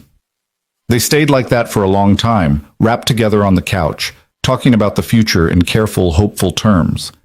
Lena shared her foster care research, the classes she'd signed up for, her plan to start the certification process. Ethan told her about his fears and hopes, his dreams of giving Mia siblings, of building something that looked like the family his daughter kept drawing. "I'm going to be terrible at this," Lena warned. "I'll work too much and forget important things, and probably traumatize some poor foster kid with my complete lack of parenting experience." "You'll learn. We both will. Together." "Together," Lena echoed. "I like the sound of that." Upstairs they heard Mia call out. A nightmare, probably. Ethan started to rise, but Lena stopped him. "Let me?" she asked. "I want to try." He watched her climb the stairs, heard her gentle voice soothing his daughter, and felt something in his chest expand. This was what choosing differently looked like, what becoming real meant. When Lena came back down 20 minutes later, she was smiling. "She wanted to make sure I knew that if I'm going to be part of the family officially, I need to learn the words to all her favorite songs. Apparently there's a quiz." "She's thorough. She's perfect." Lena sat back down beside him. "They're all perfect, the moments I've been missing. The small things that make up a life." "They're here whenever you want them," Ethan said. "We're here." "I know." She rested her head on his shoulder. "And I'm not going anywhere. Even when it gets hard, even when I mess up, even when the newness wears off and it's just ordinary life." "Especially then," Ethan agreed, "because ordinary life is what I'm offering. Not grand gestures or perfect moments. Just showing up every day, choosing each other." "I'm good at showing up," Lena said. "It's the rest I need to learn." "Then we'll teach each other." They sat in comfortable silence as the evening deepened around them, the house settling into quiet. Somewhere upstairs, Mia slept peacefully, secure in the knowledge that her family had grown. Outside, the neighborhood wound down for the night, and inside, two people who'd spent years hiding behind walls let themselves be seen completely. "Stay," Ethan said quietly. "Not just tonight. Stay. Move in. Be part of this. Make it official." "That's fast." "Everything about us has been fast. Why stop now?" Lena pulled back to look at him. "You're sure that's a big step?" "I'm sure, Mia's sure. The only question is whether you're sure." She was quiet for a long moment, and Ethan could see her turning it over, examining it from all angles the way she approached everything. Then she smiled, that real, unguarded smile that transformed her entire face. "I'm sure," she said. Completely, irrationally, terrifyingly sure. "So is that a yes?" "That's a yes. To moving in, to being part of this family, to all of it." She kissed him softly. "To choosing differently and becoming real and everything that comes with it. Even the burnt dinners and financial stress and occasional visits from judgmental grandmothers? Especially those. They're part of the package." Lena's expression grew serious. "I meant what I said at the announcement. Life's too short to spend it isolated. I want mess and noise and people who matter. I want this." "Then it's yours," Ethan said simply. "We're yours." They stayed up late that night, planning logistics and timelines, talking about the practical realities of combining lives. Lena's luxury apartment would be sold or sublet. Her minimal possessions would fit easily into Ethan's small house. though they agreed to start looking for something bigger.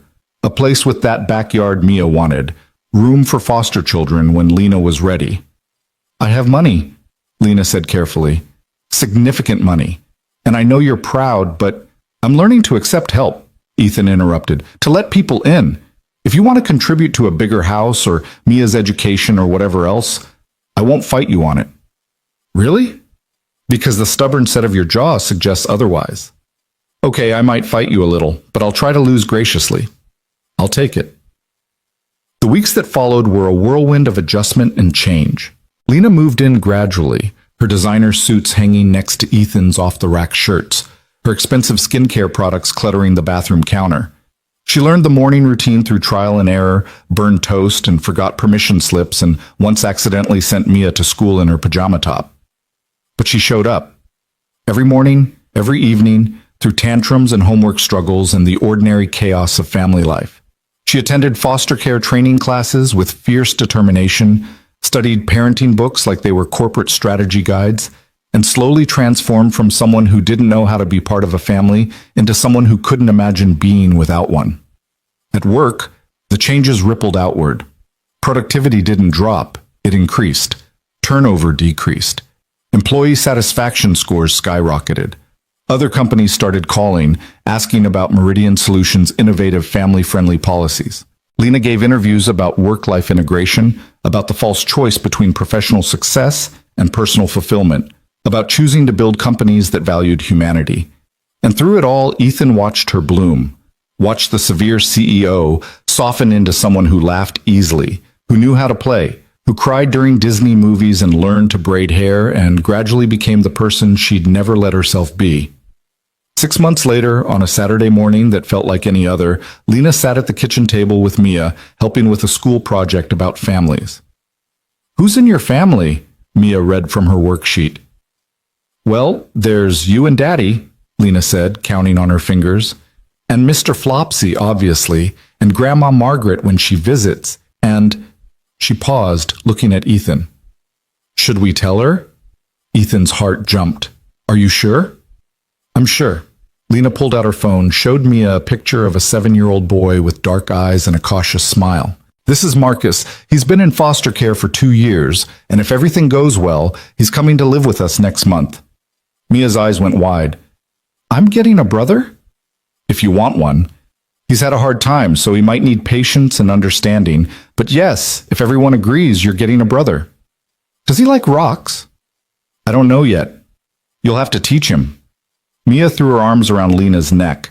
"We're going to be the best family ever. I'll share my room and my toys and everything." Ethan watched them, his throat tight with emotion. This was what choosing differently looked like, what becoming real meant. Not perfection, but presence. Not having all the answers, but showing up anyway. Not avoiding risk, but embracing it for the sake of love. Lena caught his eye over Mia's head, and in her gaze he saw everything they'd built together, the fear and the hope, the stumbling and the growth, the choice to let walls crumble and hearts open. "Thank you," she mouthed silently. "For what?" he mouthed back. "For letting me in. For teaching me how to live." He smiled and mouthed back, "Thank you for staying." Because that was the heart of it, wasn't it? The staying, the showing up day after day, through burnt dinners and difficult conversations and the ordinary moments that made up a life. The choosing each other again and again, even when it was hard. Especially when it was hard. That evening, after Mia was in bed and they were curled together on the couch in what had become their ritual, Lena spoke softly. "I never thought I could have this. A family. People who loved me not for what I achieved, but for who I am. I thought I'd missed my chance, that I'd prioritized the wrong things for too long. And now? Now I know that it's never too late to choose differently, that the life I thought I wanted was just the only one I could imagine." She turned to face him. "You and Mia, you didn't just let me into your family. You showed me how to be human again, how to be real." "You did that yourself," Ethan said. "We just gave you permission to try." "No. You gave me more than permission. You gave me belonging, purpose, love without conditions." Her voice grew thick. You gave me everything I'd been missing without knowing it existed. So did you, Ethan whispered. Before you, I was so busy surviving I forgot about living. So focused on keeping Mia safe that I forgot she needed to see me happy too. You didn't rescue us. You reminded me we were allowed to want more than just getting by. They sat in silence, wrapped in the peace of a shared life. Upstairs, Mia slept soundly. In the kitchen, Lena's burnt attempt at cookies sat cooling on the counter, getting better, slowly, with practice. On the fridge, Mia's latest drawing showed 4 stick figures now, labeled Daddy, MIA, Lena, and Marcus, all holding hands under a rainbow. This was the life they'd chosen. Imperfect, complicated, full of challenges yet to come. Marcus would be difficult, they knew that. The integration would take time and patience and probably therapy for everyone involved. There would be setbacks and struggles and moments of doubt. But there would also be this, quiet evenings on the couch, breakfast chaos, bedtime stories, and the steady accumulation of ordinary moments that made up an extraordinary life. There would be love, freely given and gratefully received. There would be family, chosen and built and fiercely protected. There would be belonging. I love you, Lena said into the comfortable silence. I love you too, Ethan replied. Thank you for knocking on my door that morning. Thank you for opening it. Always, he promised. I'll always open the door for you. And he meant it. Because that's what love was, in the end. Not grand gestures or perfect moments, but the choice to keep opening doors, to keep showing up, to keep choosing each other through every season and challenge. It was burnt cookies and braided hair and rock collections. It was policy changes and foster care classes and learning to be vulnerable. It was 2 people who'd spent years hiding, deciding that being real was worth the risk. It was a 6-year-old girl's stick figure drawing coming to life, one imperfect day at a time. Outside, the neighborhood settled into night. Inside, a family, unconventional and imperfect and absolutely real, settled into the life they'd built together. And if anyone had asked Ethan in that moment what happiness looked like, he would have pointed to this: Lena in his arms, Mia safe upstairs, a picture of their soon-to-be son on the fridge, and a future full of ordinary, extraordinary moments stretching ahead. This was enough, more than enough. It was everything. And it all started with a knock on the door at 7:13 on a Wednesday morning, when the CEO stood on his doorstep holding a stuffed rabbit, and both their lives began again.